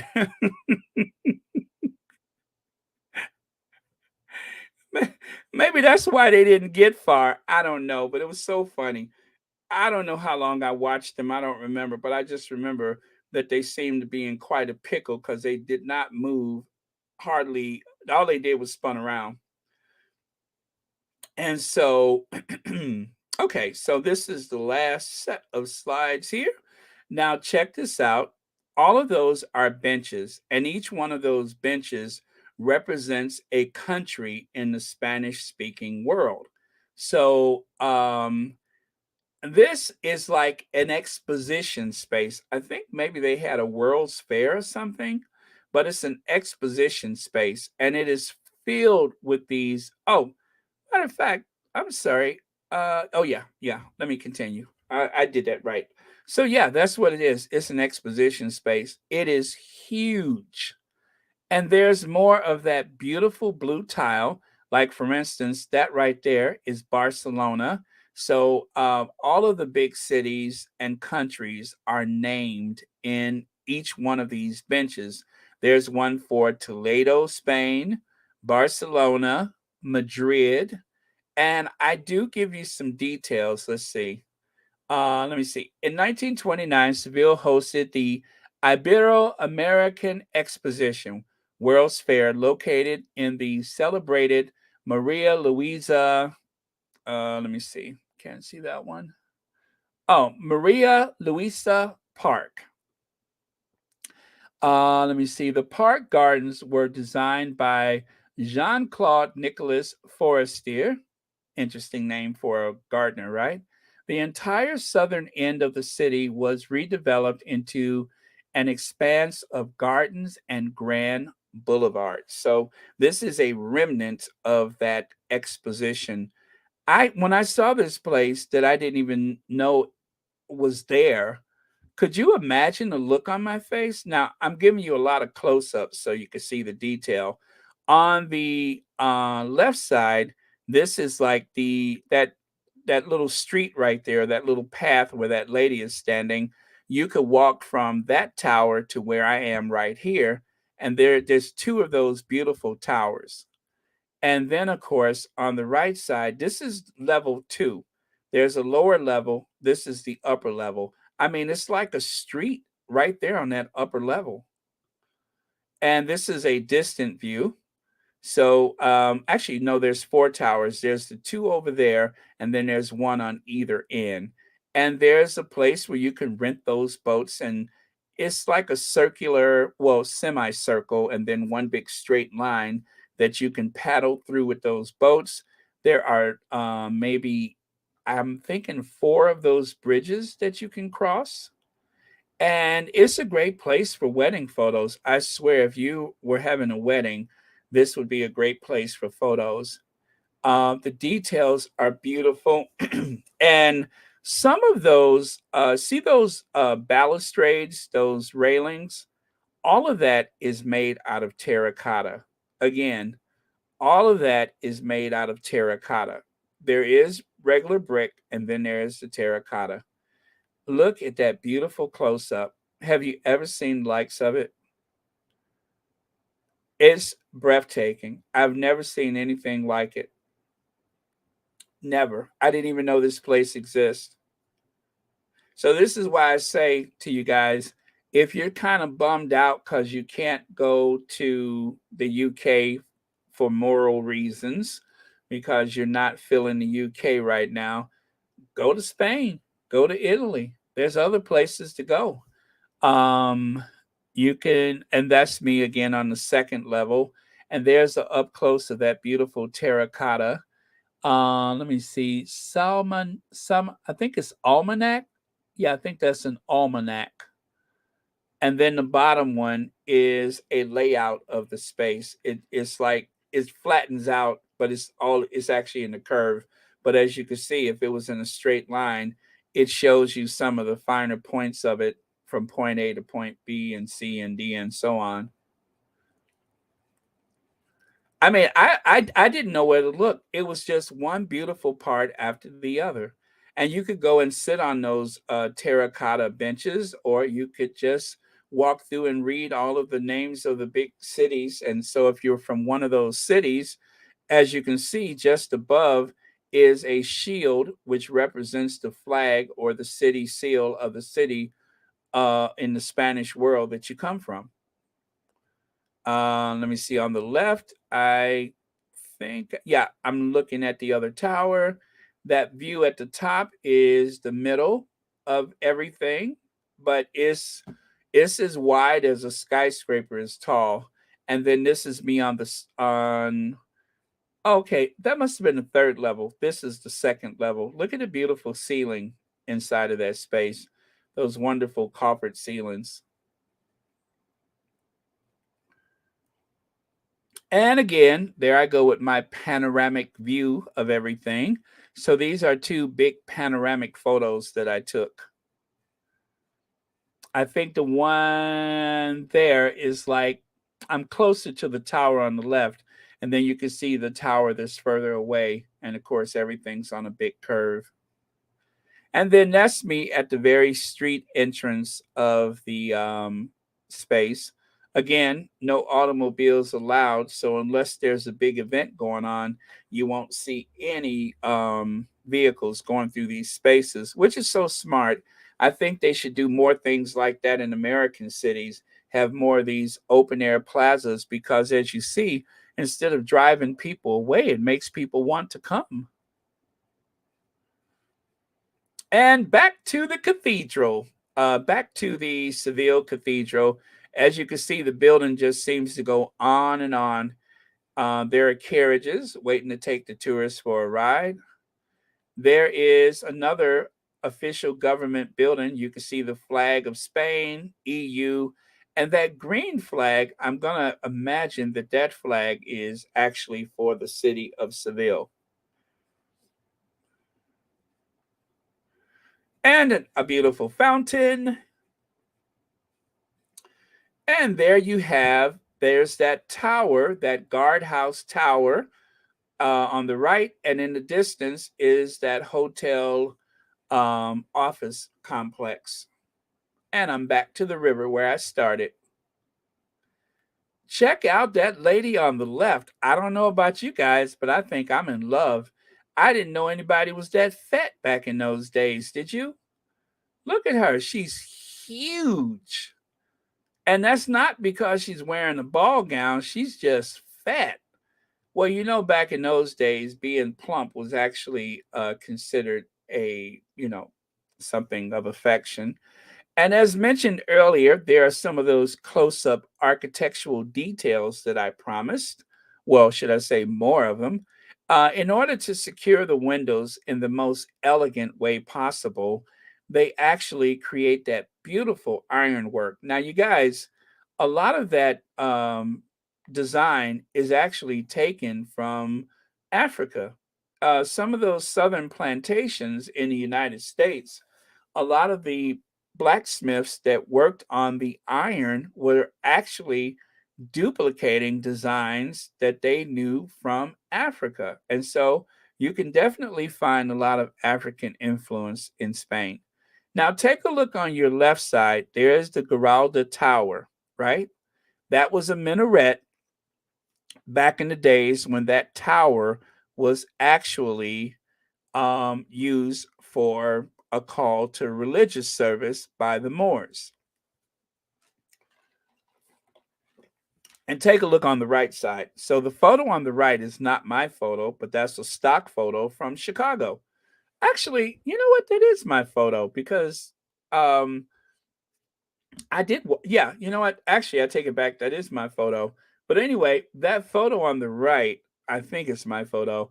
That is the Tribune, I'm sorry, the Wrigley Building in Chicago. So when they created the Wrigley Building as an office building for Wrigley Chewing Gum, you know how I mentioned earlier the grand tour? Well, a lot of wealthy Americans used to take that grand tour. And let's say you own the Wrigley Chewing Gum and you happen to go on a trip to Spain. Or perhaps maybe you saw a photograph or a painting that featured Spain and you saw that tower. And you say to the architect, you know what? I want the building to have a very Spanish Gothic style to it. Can you do that? And so that's exactly what happened. A lot of the old skyscrapers that are Gothic or Roman style or something like that, a lot of those designs actually come from ancient Europe. So they wanted a building that would look very old and distinguished, even though it's a modern American office building from the 20s. And so they created the Wrigley Building to look very reminiscent of the Giralda Tower in Spain. And if you look it up in on Wikipedia, if you look up Wrigley Building, they'll tell you the same thing, that the inspiration was a church all the way in Seville, Spain. They just added a clock tower to it.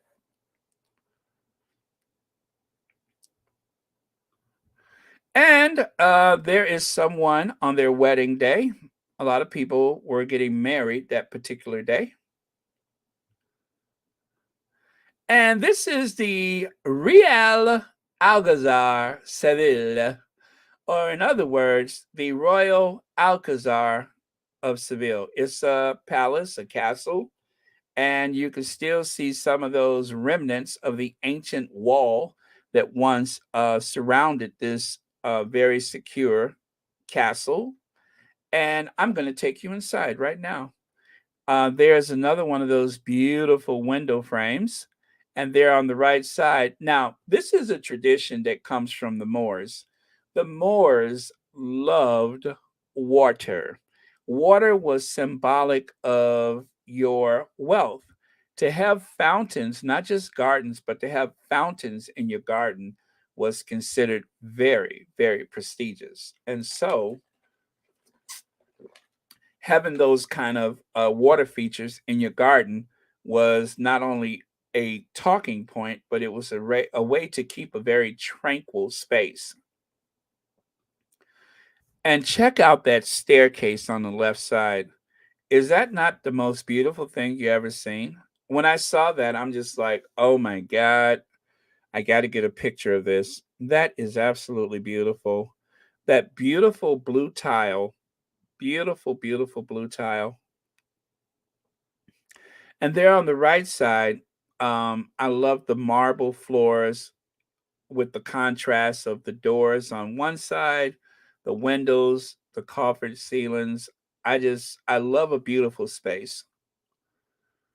And then here, more features in the garden, a sculpture, water feature on the left side. This is all inside of the grounds of that castle.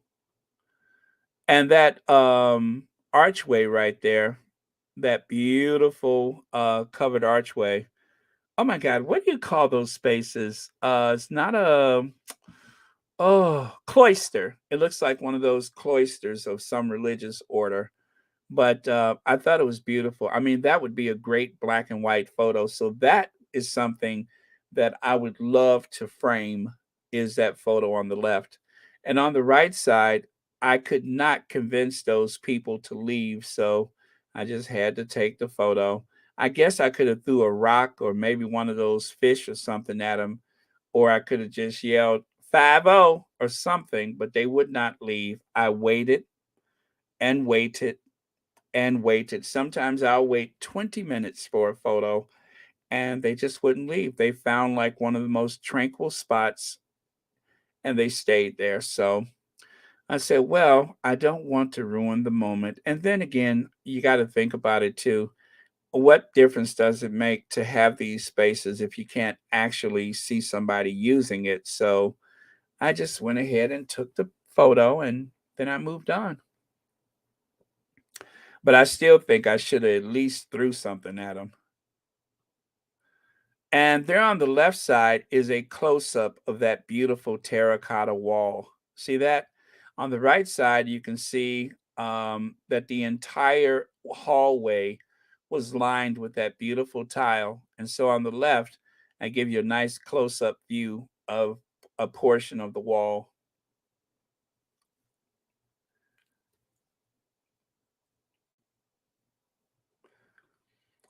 Yeah, Morocco and Tunisia, that is where all this influence comes from. It comes from North Africa. You could see the peacock that was running free on the grounds of this castle. There's more water features in the garden. Beautiful roses were growing. I just walked around and enjoyed the space. Not a care in the world. I didn't have to go to work the next day. I didn't have anything to do but just walk around and enjoy the beautiful scenery, the scent of the roses, etc. And as you can see, it was almost like I had the place to myself. There was barely anybody around.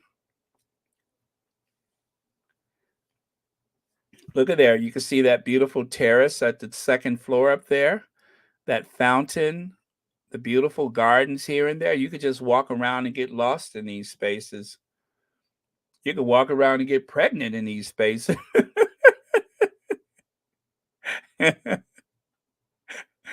I'm just kidding. I don't think there was any of that activity going on. I mean, what is this supposed to be? Bridgerton?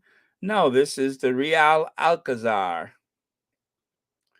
And then as I was walking around the plaza area there, you can see the Baralda Tower in the background. Looks like somebody had just got married. There were quite a few weddings going on. And here's somebody's getaway car, bride and groom. You can see they have the bows tied on the door handles. Now, I don't think it's a vintage car. I think it's a modern car that is made to look very vintage. And there's a young person. Now, you guys, I am not a smoker, but just for fun, I took a picture of his t shirt. And on the right side, isn't this crazy? Now, that wall is likely from the Moors or from the Romans. Either one occupied Spain at any given time. So, well, throughout history. So that wall is probably over 1,000 years old. And there it is, right in the middle of a modern day city. And there are some people who live on the inside of that wall. They literally live inside the grounds of what was an old fortification. Isn't that amazing? And people live in those spaces, see those things every day. And it's such a contrast to the way we live in the United States because it doesn't mean anything to them. It's kind of like something that was just always there. I mean, very few people really like study the history of it. I mean, you learn about it as a kid and then you're done. But then here I am walking down the street and I'm just like, oh my God, what is that? It looked like it's a prison or something, but no, there's condominiums inside of that space.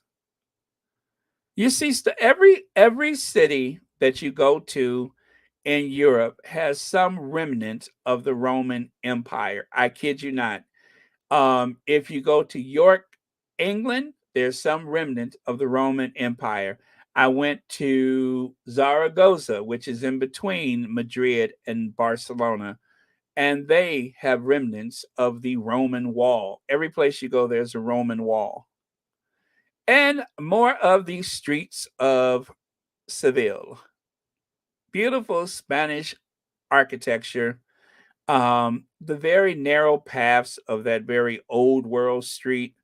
I love just the whole shape of it. And check it out, Taco Bell and Aldi's. Now, the Taco Bell, yes, I had to go to a Taco Bell in Spain.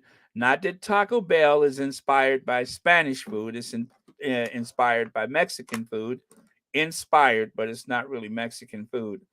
There you can see these girls, I don't know what they were celebrating, but the guys were playing trumpets and saxophones and stuff.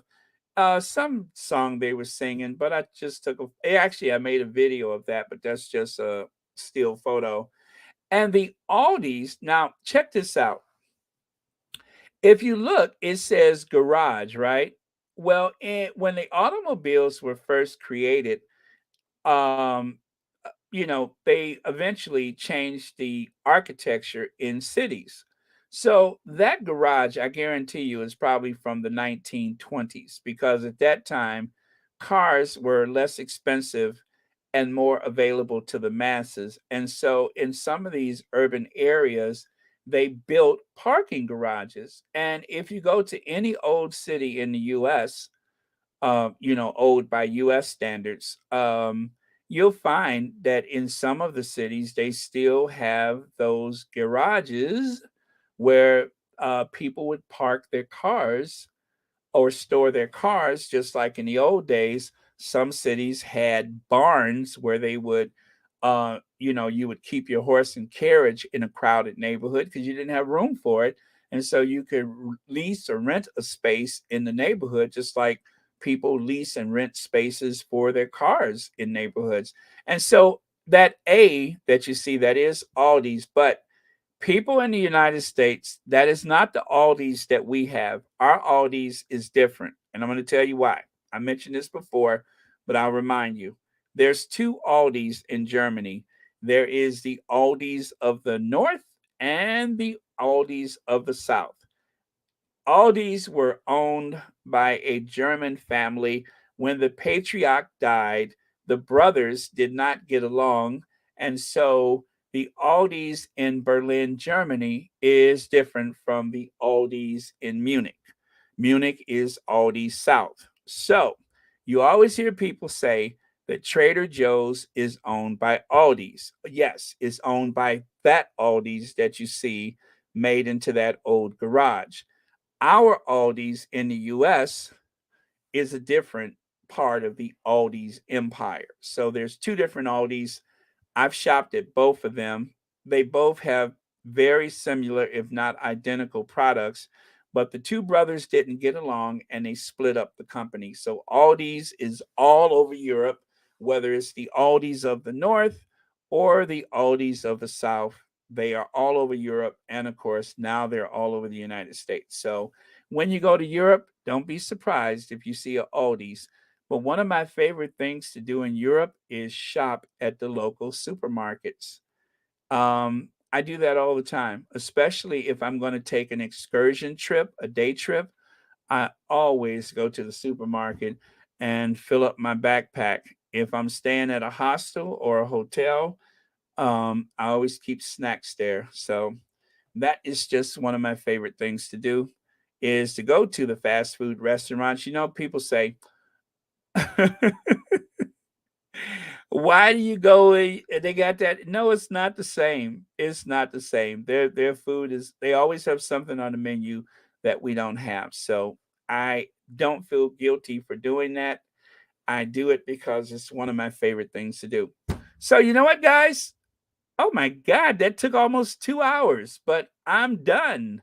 I'm done. This is the absolute last photo. So, if you guys enjoyed the trip to Seville, we can do this again with another city. As I said, I took hundreds, if not thousands, of photos while I was traveling. And most of these photos I'm showing you, nobody's ever seen any of them because most people got enough sense to run when I mention Europe. So nobody's ever seen them. So if you like today, let me know and we can do this again on some snowy night in front of the fire. I got that line from All About Eve. I think that was All About Eve. Some snowy night in front of the fire, as Betty Davis said. But yeah, so that was my trip to Seville. Beautiful, beautiful city. I got in and got out before it got too hot. But I have to tell you, you guys, when I went to Taco Bell that day, that was the first time, and I believe that was May the 5th. I got there on the 3rd, and I think I left the 5th or maybe the 6th. That may have been May the 6th. I look down in my arm. See, I do tan a lot, and I do get heat blisters on my arms. So I do use the sunscreen because those heat blisters is well, anyway, it hurts. It very much hurts. So I do try to protect myself. Oh, thank you, Marshar. Well, thank you. I mean, you inspired this because you always bring it up, and I'm just like, okay, why don't we do that? So, again, I would say all but one or two of the photos has come from my uh, DSLR Nikon camera, or at the time, my iPhone 7. My iPhone 7. That is how I took the photos. I think I have an 11 now, and I need to upgrade my phone because the lenses of my camera on my phone are like a little scratchy, and the photos, if the light is low, the photos look horrible. So, um, but yeah, so that was a Spain. I really loved it there. Um, I'd go back again. I definitely would. Now, I have to tell you guys, I was on my best behavior while I was there. Not just, oh, there I am right there. Not just for myself, but I told you I spent half my time with my friend Rita and his grandmother. And his grandmother told me, told Rita, she said, I really love Baron. She said, not only was he polite and kind, but he was also very smart. Well, she doesn't speak Spanish. I don't speak, she doesn't speak English. I don't speak Spanish, but somehow we understood each other and she was very, very gracious. So when I tell you I was on my best behavior, uh, as a guest in their home, I went shopping and I purchased a keychain shaped like a heart as a gift to her for allowing me to stay at her house. And also, I bought her, like, I think 3 beautiful neck scarves. Well, it's just a scarf she could put on her head, around her neck, or whatever. And she was so taken back by that because all of the people that her grandson had introduced her to, none of them were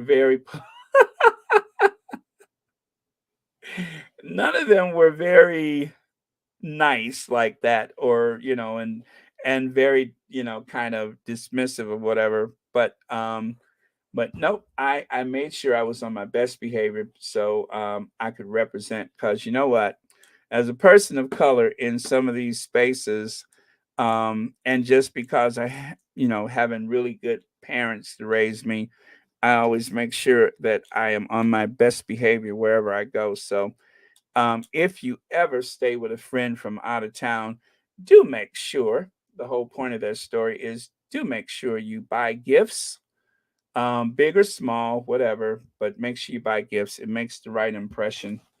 Um, and just remember, you're not at home.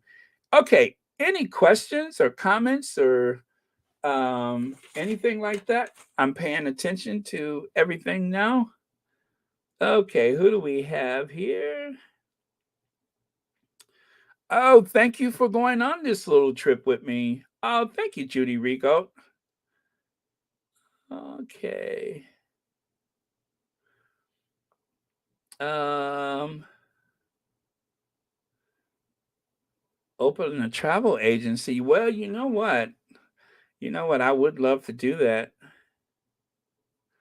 I mean, there are some people that take groups to other places. Okay, we both use Nikon DSLRs, Baron. You're my fave for a reason. Oh, thank you, Lauren. Let me see. Baron, what is your goal destination for the next trip? Oh, that's interesting. Okay. So,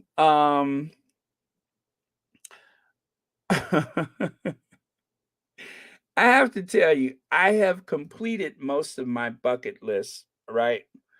And so definitely I want to go to Africa, like Senegal, Ghana. Everybody goes to South Africa, and I think that would be really cool. But I think South Africa might be so British that it would feel like I've gone back to the. I'm sure it's different, but I'm just saying. I would be really disappointed if I got there and it was too British, because I've been to Britain, so. But I mean, I would have to go to South Africa, wouldn't I? I mean, you just have to. So, yeah, those are three places I would like to go. I went to Japan once, and there's so much to see in Japan that I would love to go back and spend a lot of time in Japan, and maybe I'll do that one day. So that would be a goal. I saw just a little bit of Tokyo, and Japan is not so big on architecture, although they have beautiful temples and those old Japanese castles and stuff. The gardens in Japan, I went to a few of those gardens. They were so beautiful. But yeah, so I'd like to go to Japan again. That's probably the only place in Asia that I'd be interested in going. Maybe, which is the one that have those gold temples? Is it Thailand? I've heard some horror stories, but I won't. One reason why I don't worry about the horror stories when I travel is because number one, I don't go out to the bars. I'm past the bar life. Number two, I don't put pressure on myself to get lucky when I travel, right? That, you could get lucky at home. I'm not a teenager, I'm not college age, so that even when I was that age, I really wanted to see the city, not all the other stuff. So I don't put that pressure on myself. I'm not trying to get my groove back, if you know what I mean. So, yeah, so Japan, um, a couple of places in Africa, and as far as Europe, I think I pretty much checked all the boxes already. Probably Croatia. I'd love to go there. And I think I would like to go to um I mean, any place that I've been, I promise you I could go back again because there's always something. Like, I've never been to the top of the Eiffel Tower, and I leave that deliberately so that I'll have to go back to Paris. But I want to see more of France. I want to go to the Loire Valley and see some of those beautiful um, palaces there and such. So yeah. Um, Liechtenstein. I'd like to go there just to say I did. Luxembourg, just to say I did. I just want to get a bunch of stamps on my passport. And Argentina. I want to go to Argentina. I meant to go to Argentina. I was going to do 3 weeks, like Iberian Peninsula.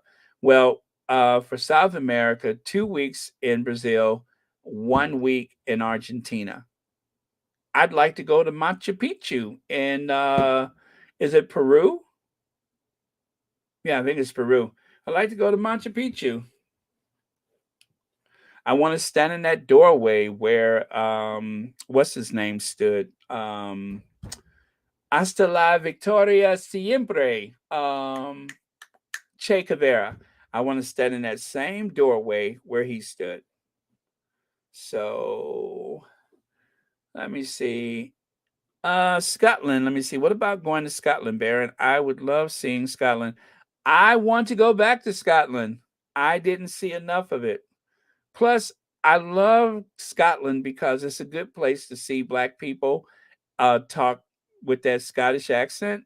I get such a kick out of that. Any place where Black people talk funny, that's where I want to go.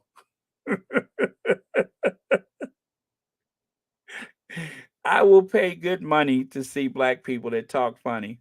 And a Black person with a Scottish accent is one thing, but an angry Black person with a Scottish accent, I heard that that is like one of life's best experiences is the angry Black person with a Scottish accent. So I don't know if I have to push somebody or step on their foot, but that is on my bucket list is to find an angry Black Scotsman. Let me see. Took my mother to visit her sister in November 1 year. She wanted to cook us Thanksgiving dinner. I love homemade mac and cheese. My husband stopped eating. I went in for seconds. Oh, Kathy, there's nothing like some good mac and cheese. I don't eat everybody's macaroni. And when I do go for seconds on some macaroni, then you know you did a good job.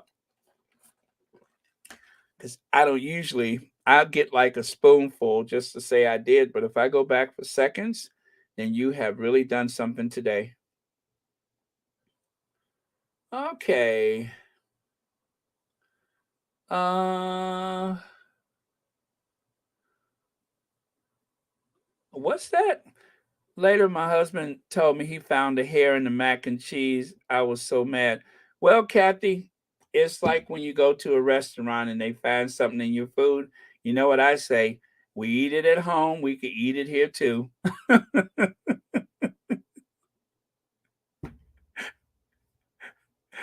Oh man. But yeah, I guess I'm just kidding. That would kind of spoil it for you. Let me see. My surname is Scottish, and I got to hear a Black Scotsman speak. I bet he'll still have that soulful tone. Oh, I'm sure. I'm sure. Well, Marshall, I shared my DNA the other time, and as you know, there is a little Scotsman inside of me somewhere. There's a little kilt wearing Scotsman inside of me. Yeah, I don't know how that happened. Let's see. Yes, we went to the beach in Waikiki to celebrate my daughter-in-law's birthday. I think that's all of. I went to Waikiki. Is that where Daniel Inouye Airport is? I went there and I saw that beautiful, beautiful Hawaiian sunset. Oh my God, was it enchanting? The sky was all golden and oh, it was beautiful. And I took the bus to Turtle Bay. I went to Turtle Bay and I went to the big surf where they have those big surfing contests. I went to that area. And just imagine some people live like that every day in Hawaii. And I'm not really big on tropical places, but after going to Cancun and after going to Hawaii, I'm starting to shift on the idea of being in a tropical space. Although I would miss the seasons. I would miss fall. I would miss winter. The stillness of winter is one of my favorite things, and the colors of fall is also one of my favorite things. So I think I would miss those things. Okay, you guys, I am looking for additional comments. But after that, I think I am good if you guys are. Really? Now, see, mine changes and I seem to keep getting whiter. I promise you, I am on my third reading, and every time I look, like one of them had me pegged as having like 1% ancestry in Sardinia. And I think that changed now. It's no longer Sardinia. Well, actually, at one point they said Mediterranean. There was something Mediterranean about me. And then, of course, there was Southeast Asian and Southwest Asian, a little percentage of that. And that seems to have disappeared. So it evolves. But you know what, guys? When you do the ancestry, just remember it's an estimate, right? It only estimates. And it says that you've had a common ancestor in those various places. And all of that is based on the samples that they have taken over time. So it doesn't mean that absolutely that person was, let's say if they were from the Mediterranean, it doesn't mean that they had an olive complexion and amazing eyebrows. It doesn't mean that if it's Scandinavian that they absolutely had blonde hair like Thor or something like that. It just means that you have a common ancestor. So it's not really an indication completely of what their racial makeup was. It just says that at some point in the evolution of your DNA that you have a common ancestor. That's it. Now, less likely to have been one thing or the other, but still a common ancestor. So that's why it changes. So it's not junk science. It's just that as they take more DNA samples, as they survey more people, they are able to pinpoint your actual DNA makeup, or your likely ancestry from different places. So I would say that mine has been a constant, at least 81% African of different, locations. And then the rest of it is other parts of Europe. So I think that is a constant thread, but it's just that the locations within that spectrum changes. Oh, thank you, Judy Rigo. Uh, I enjoyed it myself. I'm glad to actually share some of the photos, and like I said, we can do it again another time for sure. I'll I have to decide another city at some point. I'm thinking Portugal because Dina Cardosa is from Portugal, so I thought that would be nice to stay on the Iberian Peninsula. Plus, I love saying Iberian Peninsula. It makes me feel so continental. It makes me feel very continental. So, um, and again, when I first arrived in Seville, this was the first thing that jumped out at me. I was like, what the what? All of that is made out of wood. It's unbelievable. Well, you can see that there are tension wires holding it, well, cables holding it together. But it's just one of the weirdest things, but very, very cool. Let's see here. The DNA breakdown is interesting. No Mediterranean, but British Isles, England, Scotland, Wales, and Ireland. That's me, Pam Porter. That's all that Celtic blood. Ireland, Wales, and Scotland. That's all that Celtic blood. It means you're tight with money and you're very defiant.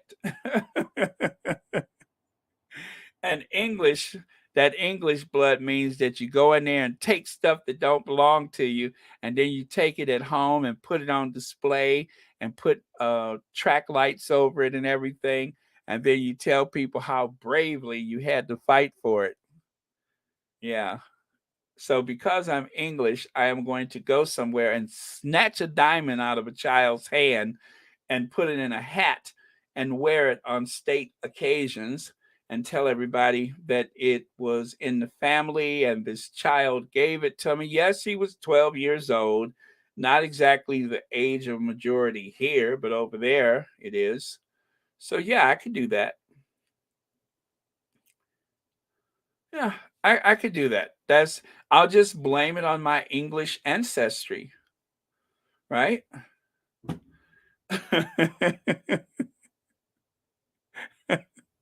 You just take stuff don't belong to you. Oh man. All right. I'm looking glad to share your photos, Baron. I'm enjoying myself taking pictures while I was there. Oh, so you TP, you went to Spain? Very cool. Or the UK. Uh Yeah, I had to buy a new memory card because I used up my memory card. I want to say I was in Barcelona when I dropped my camera, and everybody in the restaurant, I was buying a latte. Everybody was like, "Oh." So I didn't buy a new, and that's why I don't have a lot of good close ups is because I couldn't use that other lens. I had to use the other lens that is the one that came with the camera. The telescopic lens was, I bought it at the same time. So, but when I left Spain, I went to um, Cologne, and was it Cologne or Munich? It was someplace. I finally went somewhere and I went it was in Germany. So I believe it was in Munich. And I found a camera shop. No, no, no. It was Cologne, I think. But I found a camera shop and this lady um at the camera shop, she gave me a great, great bargain on a lens. And so I'm still using that aftermarket lens today. And what I love about it is that it does great close-ups and distance photos. So um it's like both of the lenses I had in one, which is very curious to me why they didn't use that in the first place on my Nikon DSLR camera, but they didn't. Uh, but yeah, so and that was expensive. I think I spent about $200. And oh, let's talk about money, shall we? Okay. When it comes to money, most places I went in Europe, I was able to use my iPhone. So I have my cards connected to my phone. And literally, the smallest little shop or the busiest restaurant, you could use your iPhone to pay. You could use your Apple Pay, as they call it, and it takes the money right out of your account or right off of your credit card. And you don't have to pull out a credit card. And if you like most people who would rather lose a kidney as opposed to losing their phone, you always got that phone tight.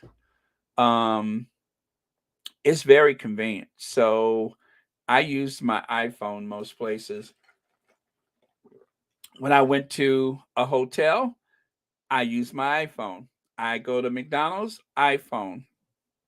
Any mom and pop shop, iPhone. They all use the iPhone. So that was convenient. And that way I could keep my credit card or debit card in my money belt.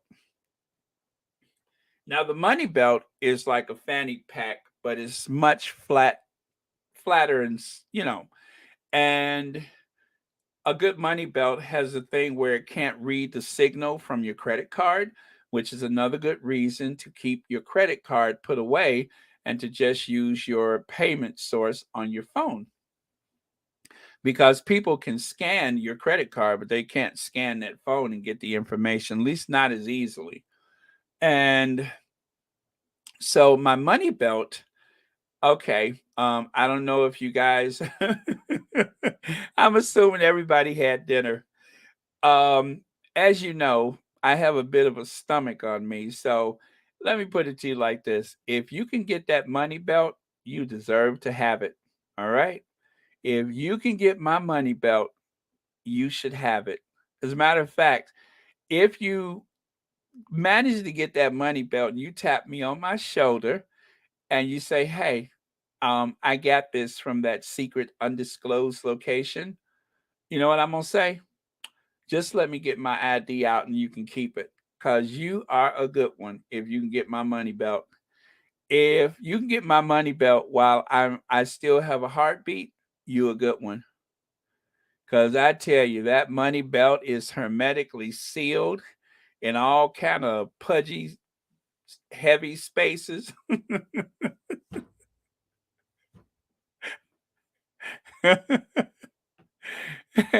Moses couldn't get my money belt, okay? Moses with thy rod and staff could not get my money belt. So if you could get my money belt, you're a good one. So, and the other thing that I have to tell you is that, all right, my first time going to Europe was 1999. I had to exchange money. Every time I go, I would exchange money.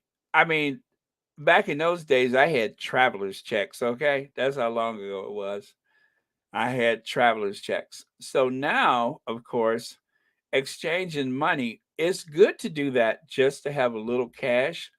But I had about 3,600 in euros and about another, I forgot how much in pounds, not nearly as much, but I had euros and I had pounds. I had to make myself spend it because I was still taking money out of my account. So, in order to take this trip, I saved for years, knowing that I wanted to play catch up. Instead of going on a bunch of different trips, I didn't take a real vacation for nine years. Okay. For 9 years, I didn't take a real vacation. So I had about 9 years of savings for this trip. Um, and so I paid about my airfare was in 2018 my airfare was around, I think it was $800, like maybe 760, 800, something like that. And then I bought a rail pass. So I had the rail pass, and they have various levels and types of rail passes. And so I traveled, once I got off the plane, every place I went was by rail, all over the UK, Spain, Italy, Portugal, Germany, and France. All of that was on a rail pass. And the great thing about the overnight trips is that's the night you don't have to pay for housing. You wait until the hotel or the hostel is ready. Well, the hotel hostels are usually just ready, but you wait until the hotel is ready. You can store your bag and then come back, take a shower, take a nap, and then hit the streets again. So that's what I would do. And let's see. Huh. What else were I going to say? Oh, so that's what I did. I bought a rail pass. The rail pass, the two rail passes, one for 30 days in the UK. The other was good for 2 months in Europe. So that's 3 months of travel I had. I was only gone for 2 months. So once I validated the rail pass to go from London to Paris and then from Paris to Barcelona, I still had maybe 20 trips that I could take. Now, you can go to two cities in a day if you choose. You could start the day after midnight, go to another city, walk around that city, enjoy that city all day. And as long as you're on that train by 11:59 p.m. or 2359 hours, as long as you're on that train, then that is a full day of rail pass. If you're clever, you might even be able to go to three different cities if they're close enough, all on the same rail pass. So that counted for one day of the pass. No matter how many times I got on and off the train, that was one day, long as it was within that 24 hours. And then the next time I used it was another 24-hour period. That's how the rail pass works. Now, depending on how long you want to have the travel available and how many cities you're going to, then that's determines how much your rail pass costs. But it's better than the airports, I think, because so many airports are in the suburbs outside the city as opposed to being within the city center where you can literally just hop off the train and right there, boom, there's that museum. Boom, there's your hotel. Boom, there's that restaurant. Everything is right there. Oh, you want to see the Cologne Cathedral? It's just outside the train station. Where's the hostel? Just down the street. That's how that works. So I'd rather use the trains. And if you're taking a high speed train, let's say if you spend 4 to 6 hours on the train, or you could spend 4 to 6 hours using the airport, depending on how long it takes to go through the airport and to get to the airport. Um, it's a win-win. Why wouldn't you do that? Now, young people prefer to fly. I prefer the train. The train is sometimes the price is more on the train actually if you're just buying a ticket, but because I'm an American, my tickets are heavily discounted using the rail pass. If you buy a direct ticket from the United States, you always pay less than what someone in Europe would pay. So there are some bargains to be had when you pay for things in advance. If you know that's your itinerary, you will save money. And so that's what I did. So even though my rail pass in Europe cost $1,050, I used that thing on at least 20 occasions. Now my British rail pass was about $700.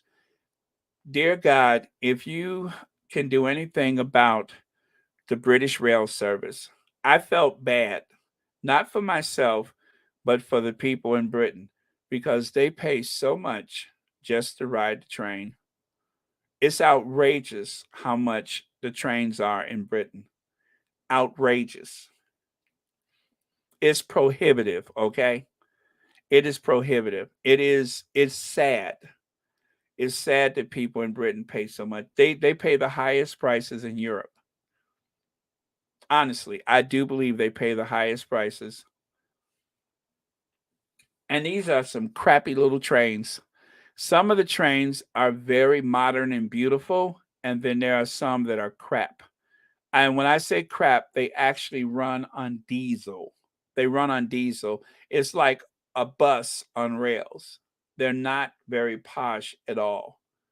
First class is just half of a train car that is different from the other half. First class only means you're guaranteed a seat. Now the what do you call it? The the Virgin trains, those were beautiful. And of course, with the rail pass, I only had first class tickets. I didn't want the first class tickets, but I told you, using the rail pass, the lady said, "You're too young for senior," and this was some years ago, "and you're too old for student price. So you have to have the first class ticket." And I argued But she said, listen, let me explain it to you like this. Trains in Europe can get very crowded. And if you want to be guaranteed a seat, the only way I can guarantee you a seat is a first class rail pass. Well, you know what? In the big picture, it didn't cost that much. It was well worth it. And thank God she made me get that ticket because I was on trains that were so crowded you couldn't turn. Okay? People were lined up in the corridor on that train. They don't refuse you. They just pack you in there. And because I had a first class ticket, I was guaranteed a seat. I had to have a seat. Okay? I had to have a seat. So that worked out, and now I wouldn't go any other way. Sometimes the meals are included, sometimes not. Um, but usually the meals are included. Wine, coffee, whatever is included. Um, and of course, sometimes I was the only person of color in the first class, so that was kind of fun. I'd sit there with my nose all up in the air, like, oh, as if, oh, really? I was speaking that very condescending, oh, really? Oh, well, sometimes we summer in the Hamptons, yes. I'm just kidding. I didn't do that. So, where does everyone summer? Oh, really? Lake Como? Oh, me too. Well, as a matter of fact, Father purchased a place for us in Lake Como. Yeah, that kind of tone. Oh, really? Oh dear. Good God. Oh, really? Yeah. So, I do that sometimes just so they wouldn't think I was just from here or there. But yeah, so that is the wise thing is to use that rail pass. But if you choose to fly, that works too. And the other alternative is a bus. There are bus services that will take you from point A to point B, and they're comfortable luxury coaches in many cases. And it's a good way to go. If you don't mind the little extra time, you could take the bus. I took a bus a few times from one city to the next. It was quiet, comfortable, um, very easy. Whatever it was, I usually go right to sleep. I mean, as soon as the bus turns, my head roll right around with it, and I'm knocked out. So that is one of the alternatives is to take the bus. Let me see. TP says, my first time to ride the bullet train was from Munich to Paris. My cousin bought a first class ticket. Then, when the guy checked our tickets, he said, you guys can request a chauffeur. Really? That is very cool. See there? Sometimes there's stuff to come with those tickets. You don't know anything about it. Moonstone, you must have just joined us with your Corinthian leather. Yes, as mentioned by Ricardo Montalban in those old television ads, the Chrysler Cordoba with the Corinthian leather. Gotta have Corinthian leather, even if it is made up. Let me see here. This is some great information about rail travel in Europe, Baron. Thank you. MOC, you are quite welcome. Now, I prefer using a backpack whenever possible, but as I'm getting older, I have decided that a suitcase is not a bad idea. Huh. What I love about the backpack is that you're not dragging anything. They're very portable. You can move around and everything with those backpacks. That is what I love about the backpack. Now, I had a bad incident with a backpack one time, and it wasn't myself. I went to Bruges, Belgium, right? I saw that movie Bruges. And so for years I was like, oh my God, I gotta go to Bruges. That's how they call it, Bruges. I want to go to Bruges. I want to go to Bruges. So I went to Bruges. Beautiful, beautiful city. Every building along the canal. It says like 1622, 1688, 1599. And those weren't the prices. That was the year that it was built. They had it like on the stone of the on the facade of the building. I was like, wow, this place is old. Everything looks just like it was back in the days of yore. How interesting, how idyllic. But when I first got off the train, I was walking toward the city center. You know, they don't say downtown, which drives me crazy. They say city center. I'm like, oh God, city center. Where's the downtown? It's the city center. Okay, whatever. So I'm walking along this beautiful cobblestone. I'm like, oh my God, this is so old world and so beautiful. And the way it feels beneath my feet, it was just so interesting. And all of a sudden, as I'm in this ancient space, I heard clackety clackety clackety clack, clackety clackety clackety clackety clackety clack. And so I said, "Oh my God, somebody dragging a suitcase." Now I had a backpack. This person had a suitcase. So I started walking a little faster. Then they walked faster. Clackety clackety clackety clackety clackety clackety. And I'm like, "Oh my God, I've waited a lifetime to come to Bruges." And this person is making all this GD noise. This is ruining the effect. And if I stop, they stop. I walk, they walk. And then finally, I just sat down and let them go. All I wanted to do was to enjoy this beautiful ancient space the way that it would have been enjoyed back in the days of medieval times and everything. But no, that wasn't possible because some tourist was walking behind me, clackety clackety clackety clackety clackety clackety clack. I was like, oh God, this is awful, you know? I'm just like, this is not how I pictured it. None of this is the way my time in Bruges is supposed to be. So that is why I hate suitcases.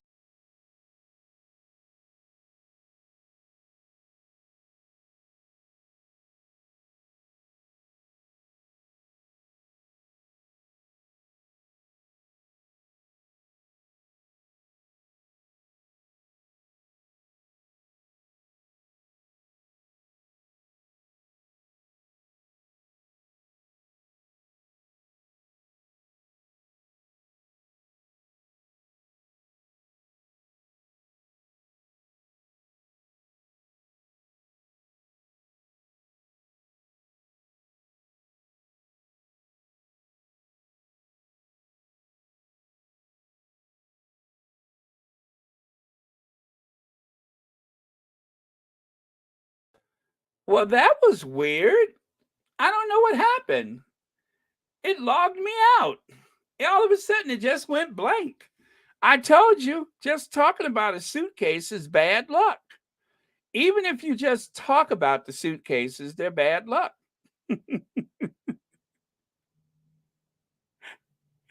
You see what I mean? Even talking about the suitcase is bad luck. I'm sitting here and all of a sudden the screen went blank. That's what I mean. Suitcases are janky. Well, you know what? I mean, not everybody can carry a backpack, so I understand, but I just prefer to use a backpack. That's the point I was making. Anyway, Bruges was absolutely lovely. I took a trip along the canal or the river or whatever on one of those tour boats, and it was absolutely a dream. It was everything that I pictured, just like I saw it on television. So, I haven't taken one of those river tours yet, like a river cruise rather, but I would love to take a river cruise and see those ancient, beautiful fortifications along the Danube or the what's that other place? There were the other famous, the Rhine and all that. That would be absolutely beautiful. So you guys, any more questions or comments before I go? Yeah, Marsha, I guess the suitcase was haunted, but it was these two guys. Oh, they worked my last nerves with those suitcases. with all that clackety clack stuff. In Venice, they actually, um, I don't think I don't they give you a fine. They charge you a fine for having those suitcases because they say they disturb the peace or something like that. Now, I don't know if they really enforce that because there's so many tourists in Venice, but oh my God, Venice is so, so beautiful. Venice is like you have to see it before it's not there anymore. I mean, I don't think it's going anywhere, but every year the waters are destroying more and more of what we call Venice, and it's a beautiful place. Venezia, one of my favorite places in the world, and Florence. Oh my God, Florence! Not only was she a great maid on the Jeffersons, but it's also one of the most beautiful cities. Florence. When I was in Florence, I stayed in a hostel. I promise you, the hostel was the building itself, the building where the hostel was located. I think the guy said it was like over 500 years old. I'm just like, I'm in a building older than the United States. And that's where I stayed. And the church across the street from the building, the San Lorenzo Cathedral, was a place, or is it the San Lorenzo Church or Cathedral, whatever it is? But that is where the Medicis are buried, as in Alessandro Medici, the Black Prince of Florence. And there I couldn't figure out where he was buried. He was right across the street. And I mean to tell you, if I walked across the street and went to a neighbor's house, that's how close this church was. This ancient church, I think Michelangelo was supposed to design a facade, but they lost funding and the facade was never completed. This ancient, beautiful church, and I'm like literally across the street from it for about, I don't know, 50, $60 a night. Could you imagine? I mean, I look out the window, there's the church. I walked over from the rail station about maybe 5 blocks, and there was my hostel. Now, the steps, oh my God, the steps. It was like walking up 3 floors to get to the floor where the hostel was located. I will never forget those steps. I'm just like, God, I have had a good life. Is this how it ends? Seriously, is this how it ends? My thighs were burning. My thighs were burning. Um, I lost weight on that trip. I ate everything that did not eat me first, and I still lost weight. Let me see. Where is that slide at? Walking 14 miles in one day. Yeah, you'll lose weight. I did. 14 miles. And I had one of those days, I think I walked, oh, 14 was not the highest. I think the most may have been 23. It may have been, it was more than 14, but I was walking. I was walking. And I knew I was going to do a lot of walking. So I made sure before I went on that big trip that I did a lot of walking before I left home because I wanted to have enough stamina to actually enjoy myself. So 14.2 miles, that wasn't the worst of it. I actually walked more, but by that particular day in Seville, I had walked and I had a good comfortable hiking boot that I wore, but I had walked 14.2 miles that day. And in one day, I did the equivalent of walking up 9 floors. So I don't remember where the 9 floors was. I think that was when I went to that tower. But yeah, it's amazing how your phone can tell the difference. But if you actually track your progress on the phone, when they say that you have walked up a floor, you probably have. Yeah. So I wish I was in greater shape now, but I mean to tell you, I was like a machine. But the really, let me tell you, I will look at my phone now if I can find it, and I will tell you where the most of the walking was done. I know it was when I went to Versailles. When I went to Versailles that time, Versailles, I'm gonna have to go to back to Versailles just to find my behind because my butt fell off somewhere in Versailles and I ain't seen it since. So if you go to Versailles and you see something lumpy or something like that under your feet, something full of cellulite and dimples, that's my behind. It dropped off. It dropped off somewhere around the suburban community of Versailles, and I haven't seen it since. Um, I was just numb. I was numb. Okay, let me see. Year. Let me go back to which year is that? Okay, so I was in Versailles. It had to have been, oh my goodness, let me see. I want to find it though. And I know I did a screen, I recorded everything. I wasn't exactly vlogging, but I did share all of my progress with my friends and family on Facebook. And every day, um, and I got to tell you guys, one of the people that really uh, took the whole trip with me, Mo Shannon. I called Mo Shannon every day, and I talked to her like we were next door. I talked to her like she lived across town every day. And even though, even though I'm on a trip of a lifetime, there was no like jealousy or anything like that. She just kept me company sometimes because, after all, I was traveling by myself, right? And so, without a hint or a whisper of any jealousy or envy or anything like that, she was very cool.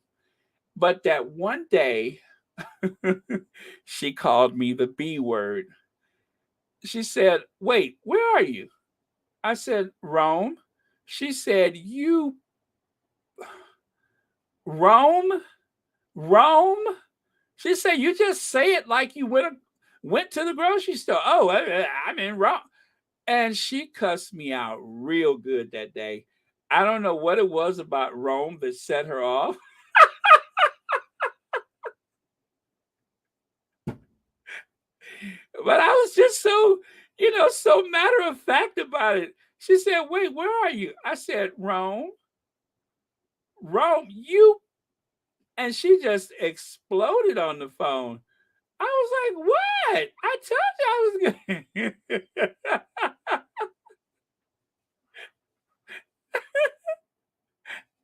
that was that was the one time where she lost it, was when I said Rome. It was something about Rome that just rubbed her the wrong way. I don't know if it was just the casual way I said it, like ain't everybody in Rome, but something set her off. You'd have to ask her, but she was just like you. And then she called her sister and told her sister that I just casually said, "Well, I mean, I was in Rome."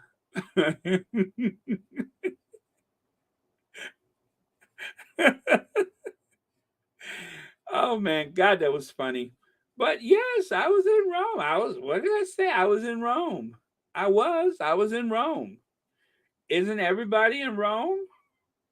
But yeah, so that was the one time that she kind of lost it. But other than that, I mean, it was just like, everything else was kind of like matter of fact.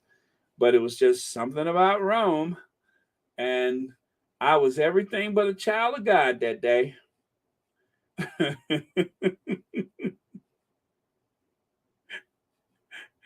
Oh man. But yeah, so It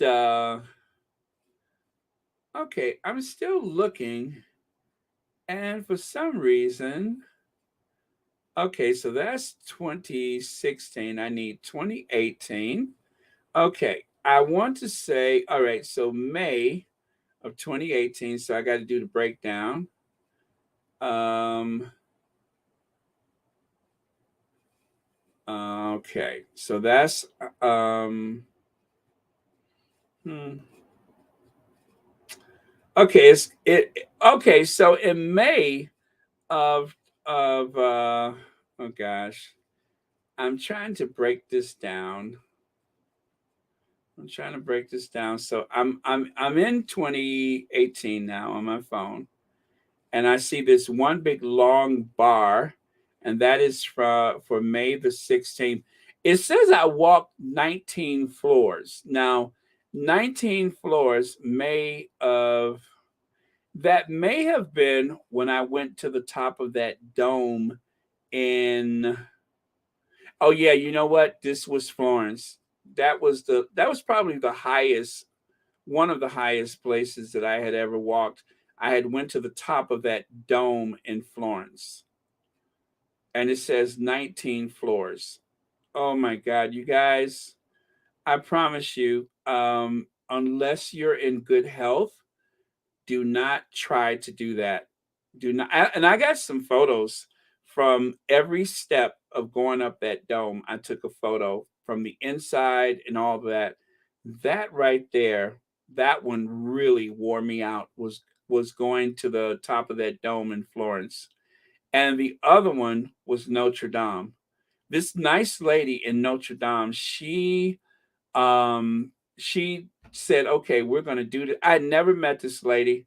We didn't exchange information. We didn't even take a photo.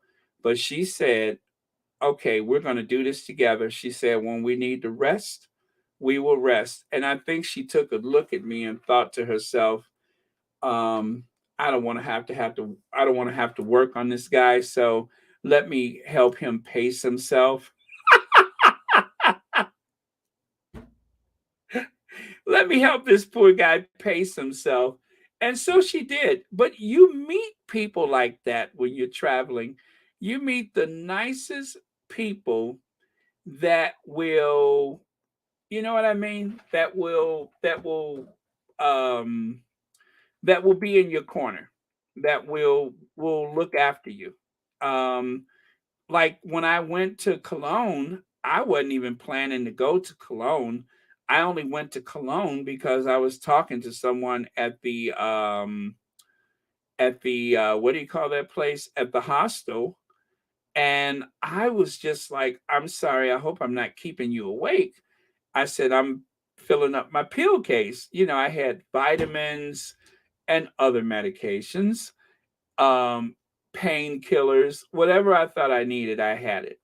And so he said, "Oh, don't." This guy was in his 70s, by the way. He told me, he said, "Oh, don't worry about it." He said, "I got a bag of my own." And he lifted up this big Ziploc bag and shook it. And I mean to tell you, I was just like, "Can I have a couple?" He looked like he had some good stuff over there. I don't know what he had, but he had, you know me. Um, I'm like, well, what you got over there? That's all I was thinking. But it was funny though. I'm thinking I'm like I got all these bottles and everything, but he had this huge bag of pills and different shapes and sizes and colors, and I'm just like, can I try a couple of them?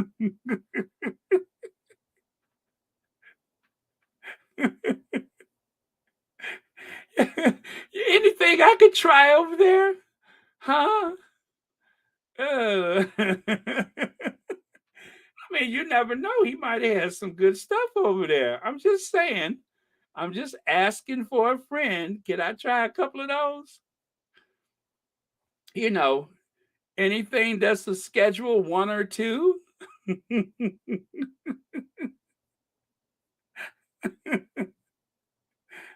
Because after all that walking, you could imagine I was in pain. surely you got something over there I might like. So, just asking for a friend. That's all. It must be something good over there. I mean, all them pills. It gotta be something I like over there. So,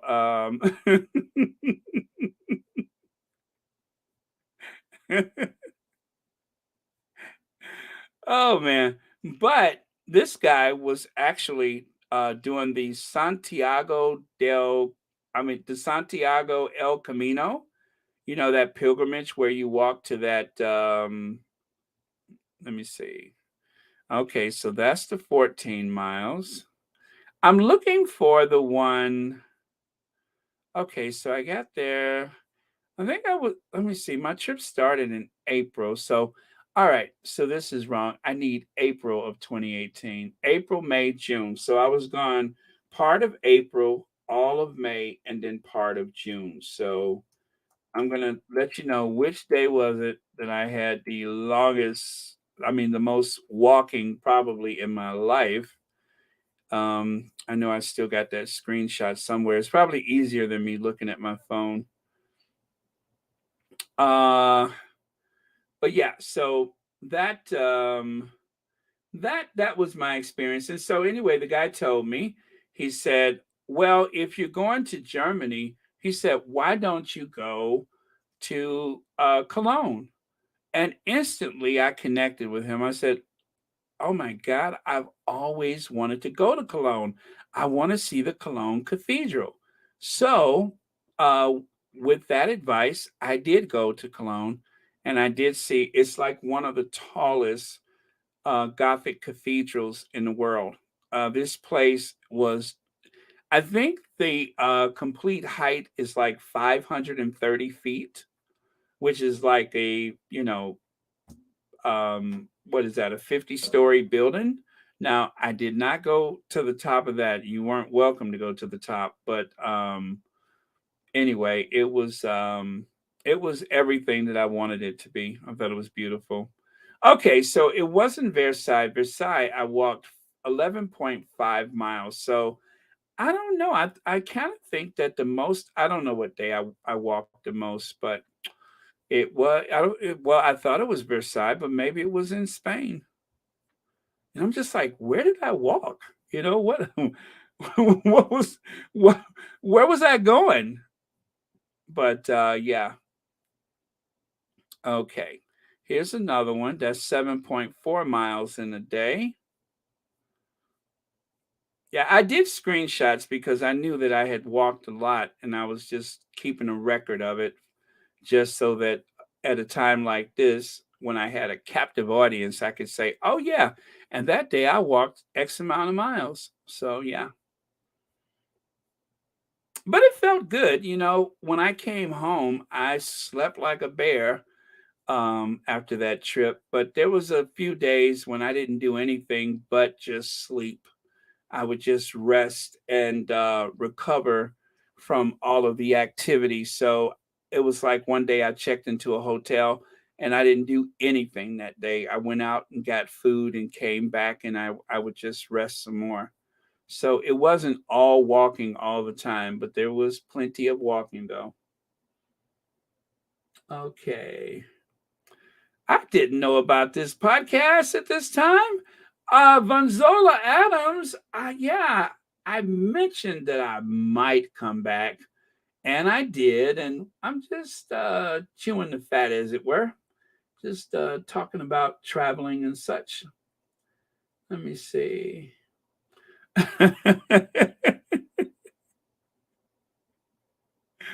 Oh, do you have his number? uh, wee! Look, anything in there I might like? Okay. Oh man. Yeah, so I think the next one I will do um what is that place? Um Lisbon. I'll do Lisbon next time. Lisbon and Well, gosh, I took so many photos in Lisbon. I think I'll just have to do that one city. Uh, but if possible, Lisbon and Porto at the same time. I'll do that next time.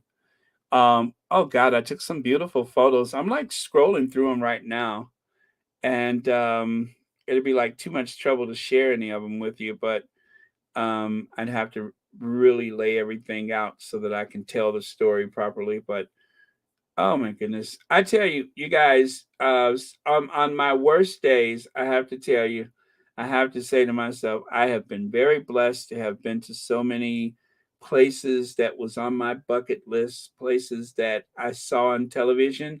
And it's like I can watch a movie or something like that. I'm like, I remember that place, you know? That makes me feel good, and I thank God for the privilege, and it is a privilege to have enjoyed that stuff. I almost died walking up those stairs. What is that, Frau Mar? Had a guide to take us to the top. The dead weight got left at the platform. That was me. The Frau Mar. What is that place? Is that in Germany? I don't know what that place is. The Frau Mar. Well, I'll tell you a few of the places. I went to the dome of St. Paul's Cathedral in London. I went to the top of Notre Dame. I've already mentioned Florence, Seville. Oh gosh, it was a few. Oh, the Liverpool Cathedral. But the great thing about Liverpool is half the trip is actually elevator and the rest of it is steps. Good God, there was steps. But I almost didn't do that one. But when that lady told me, she said, "Well, you know, we have an elevator." I sat up straight. I was like, "Really?" She said, "Yeah, because most of those cathedrals, if any of them, if it's an ancient cathedral, you could forget about an elevator." Well, the Liverpool Cathedral, one of the largest cathedrals in the world, is not ancient. It's actually dates from, I think, the 1920s or something like that. So well, yeah, I think it was built in about 20 years or something like that. But yeah, but they do have an elevator. It's a very modern space. And yes, they have an elevator that takes you almost to the top. And then you got to get off the elevator and take steps. Okay. Let me see. Marshall says life is short. So if you can, it's best to do things that make you happy because tomorrow isn't promised to us. That is so true. That is so true. And I kept telling people, I said, if there's some place that you really want to go, you should just do it because there may come a time when we can't travel. Well, oh, was my teacher. Okay, okay, okay, got it. That was in Frankfurt. Oh, you grew up in Frankfurt. Oh, wow. Oh, okay. Wow, interesting. Interesting. I have to tell you, I love Germany. I don't know what it is about Germany that I love so much, but I really do. I I just it's so interesting to me. But I really do love Germany. I've been to Munich, Cologne, back to Munich again, and Berlin. I think those were the only places I had went in Germany. Munich, Cologne, and I went to Berlin twice. No, I went to Munich twice. So yeah. But yeah, I really do love Germany. I do. I don't even know why. I don't know if it's just the language is so interesting or maybe it's the sausage because I ate so many sausages in Germany. I literally belched my way out of Germany. Every time I go there, it's one sausage. What do they call it? Curryworth is one sausage after the other. And they have these curry sauces for the Broxworth sausages. They have the curry, they call it a currywurst, and they give you like a hard roll, um, some curry sauce, and a sausage. or you can have the regular mustard if you like. I ate so many sausages. I belched and belched and belched. I mean, I was just every time I saw a sausage stand, I was like, "Ooh," and I'd stop and get another sausage. I did. It was like a sausage fest, one after the other. I would probably go to Oktoberfest just so that I can have access to those sausages. They were so good, though. Every time I go to Germany, it's just sausage time. And when I was on the train headed back to the UK, we had to change trains in Switzerland. And I'm walking through the train station in Switzerland. I'm like, "Ooh, they got sausage." You would have thought I had just got out of a women's prison or something. "Ooh, sausage." And I went right I didn't care how much it cost. I think I paid like $7 US for it. I didn't care. Let me have that sausage, okay? So I ate a sausage at the train station in Switzerland. I just love sausages. God, I don't know what about is it the seasoning? Is it the way you just crunch into it or something? I don't know, but I love sausage. Uh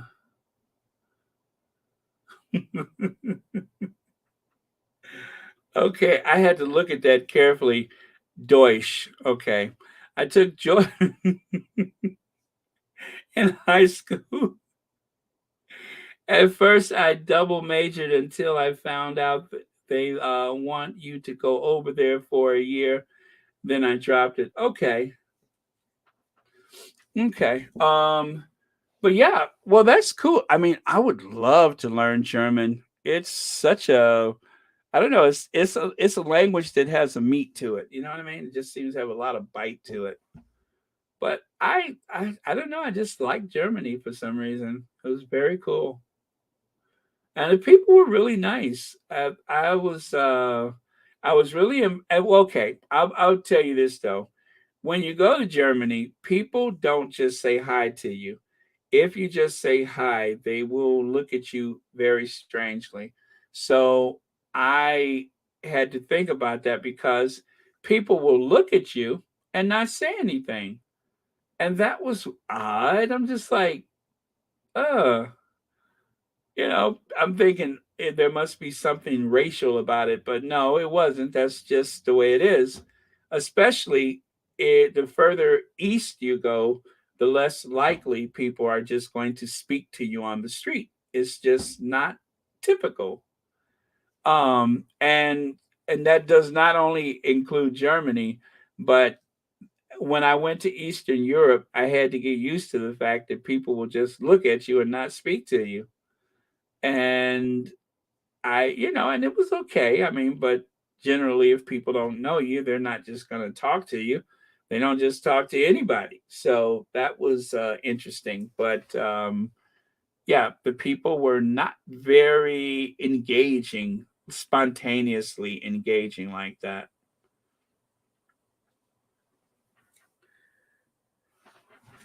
Yeah, English, the Saxony, German, and of course, lots of French. Lots of French. I occasionally I will watch some of those documentary. Well, I guess they're like a little teaching thing on the YouTube, and before that on public television, where they will explain to you which words is Old English, which words are Gaelic, which words are German in origin, and of course the French words like a certain. Certain is very French. Now, I seem to have the opinion from time to time that all the swear words somehow originated in German. Don't ask me why, but if I had to bet, I would say that most of our swear words evolved from German. Yep, I just got a feeling about that, that the swear words are actually German. in origin, like that town that had to change the name. Remember that town that people kept stealing the sign? It was called Fook, and it was spelled, you know, that way. And so people kept stealing the sign, or people would go there just to take a picture in front of the sign. And so they decided that they would change the name or change the spelling so people would stop coming there just because they wanted to have a good laugh at the name of that town called Fuk, Germany. I guess they wanted them to get the Fuk out of there. Yeah, the mayor said, well, Fuk it then. We'll change the name. I'm serious. If you take a look, if you look up that name Germany, you'll see that they had this. Was it Germany or Austria? But they had this issue with the sign because people kept stealing it. People would go there just to make fun of the name of this town that dates back to the ancient times, and people would go there and make fun of them. So, yeah, English is not one of the romantic languages like French or Spanish. Um,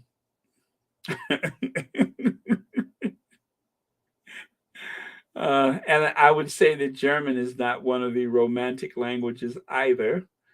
Um, mm, yeah, but English borrows from so many sources. You know, there's so much of the English language that is just literally taken from other languages. But German, the hard part about German is instead of saying a light switch and that's that. Now, this is the example I heard is that in German, some of the words is just literally a bunch of words stringed together or strung together. And so instead of saying light switch, it's like, you know, the switch that turns the light off and on, something, something. And so that's why German have those long, long words that seem to go on forever. The only place I can think of where you can find words that are longer is the Welsh. The Welsh, they have words that are as long as the day is long. I mean, their words go on forever. So, oh, so was I right about that, Leslie? Was I right about that? Und ja, the switch that turns the light on and off, und ja.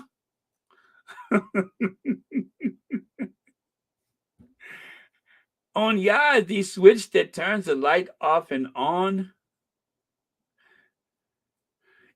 Und ja, the machine that produces ice in the refrigerator. Could you imagine if it's an emergency and you have to try to get some help and you had to put all those words together? We'd be there all day. So yeah, I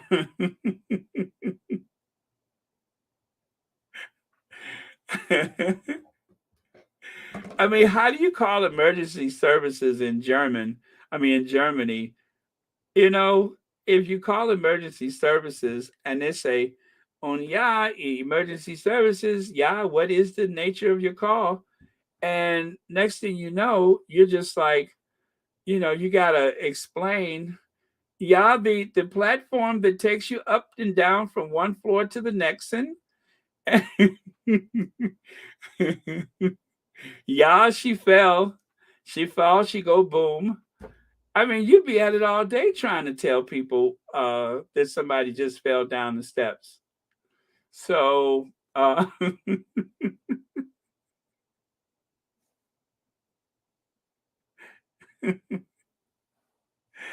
think I think I'd have, and then of course, French. You have to just remember to omit a lot of the consonants. A lot of the consonants you're not supposed to use them. I mean, you see it, but you ain't supposed to use it. And then you have to wonder, well, what makes the word different? It's the way you're not using it. That's what makes it different. Huh? I don't understand. You're not supposed to. It's French.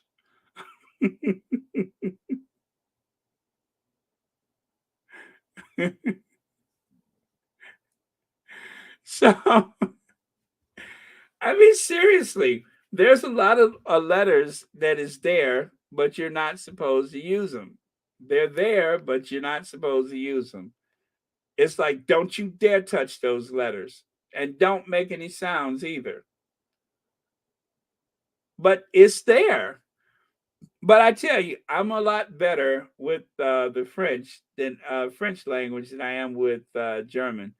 I can kind of figure it out a little. I mean, just like when Charlotte leaves a comment, I mean, a lot of times generally I understand what the message is about, especially if she calls William an imbecile. Uh, oh man. Okay. Okay, you guys, I think we're good now. It's been interesting. It's a nice way to spend a Sunday night, but I think it's a good idea for some of you all to get to bed. I'm going to try to sleep tonight. You guys, I've been staying up later and later, and every time I do that, it's like right now, I am wide awake. I am wide awake. Let me see. There's a town in France that shares the same name. Oh, really? Is that right? That's interesting.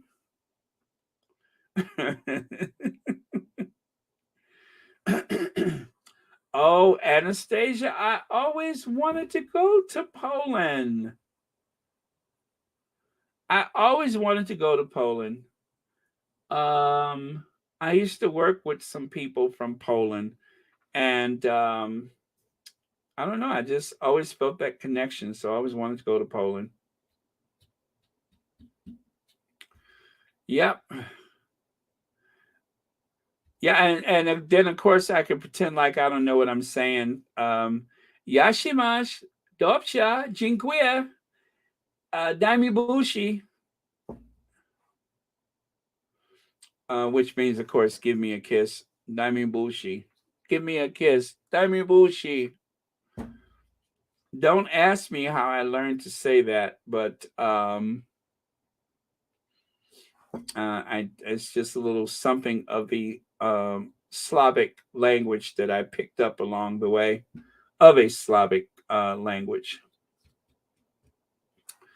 Let me see. In Germany, imbecile is Dummkopf. Is that why they kept calling me that?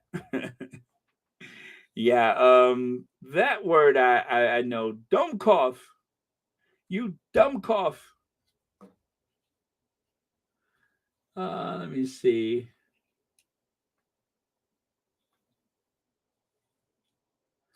Wait, who's leaving? Come back, Lydia. I thought. Oh, come back. We come back, Lydia. I thought. Well, yes. You know what? I should. I'm just sitting there talking, and I'm okay. You guys, no Ginger Avenger. We are just going to end the same way that we started, and that, of course, is with my favorite video, my Once Upon a Time video. I love that video. Um, it just, I don't know, it always makes me smile. So, okay, thank you so much, you guys. It has been fun. Thank you for allowing me to talk about my travels. I don't do that often enough, just, twice a day sometimes, but not often enough. So, it has been grand. I will see you guys tomorrow. And Auf Wiedersehen. Danke schön. Auf Wiedersehen. Um, Arrivederci, Biacandias, what's the other one? La Bella Luna. Oh no, that's Italian. Anyway, good night, you guys. Let me do this.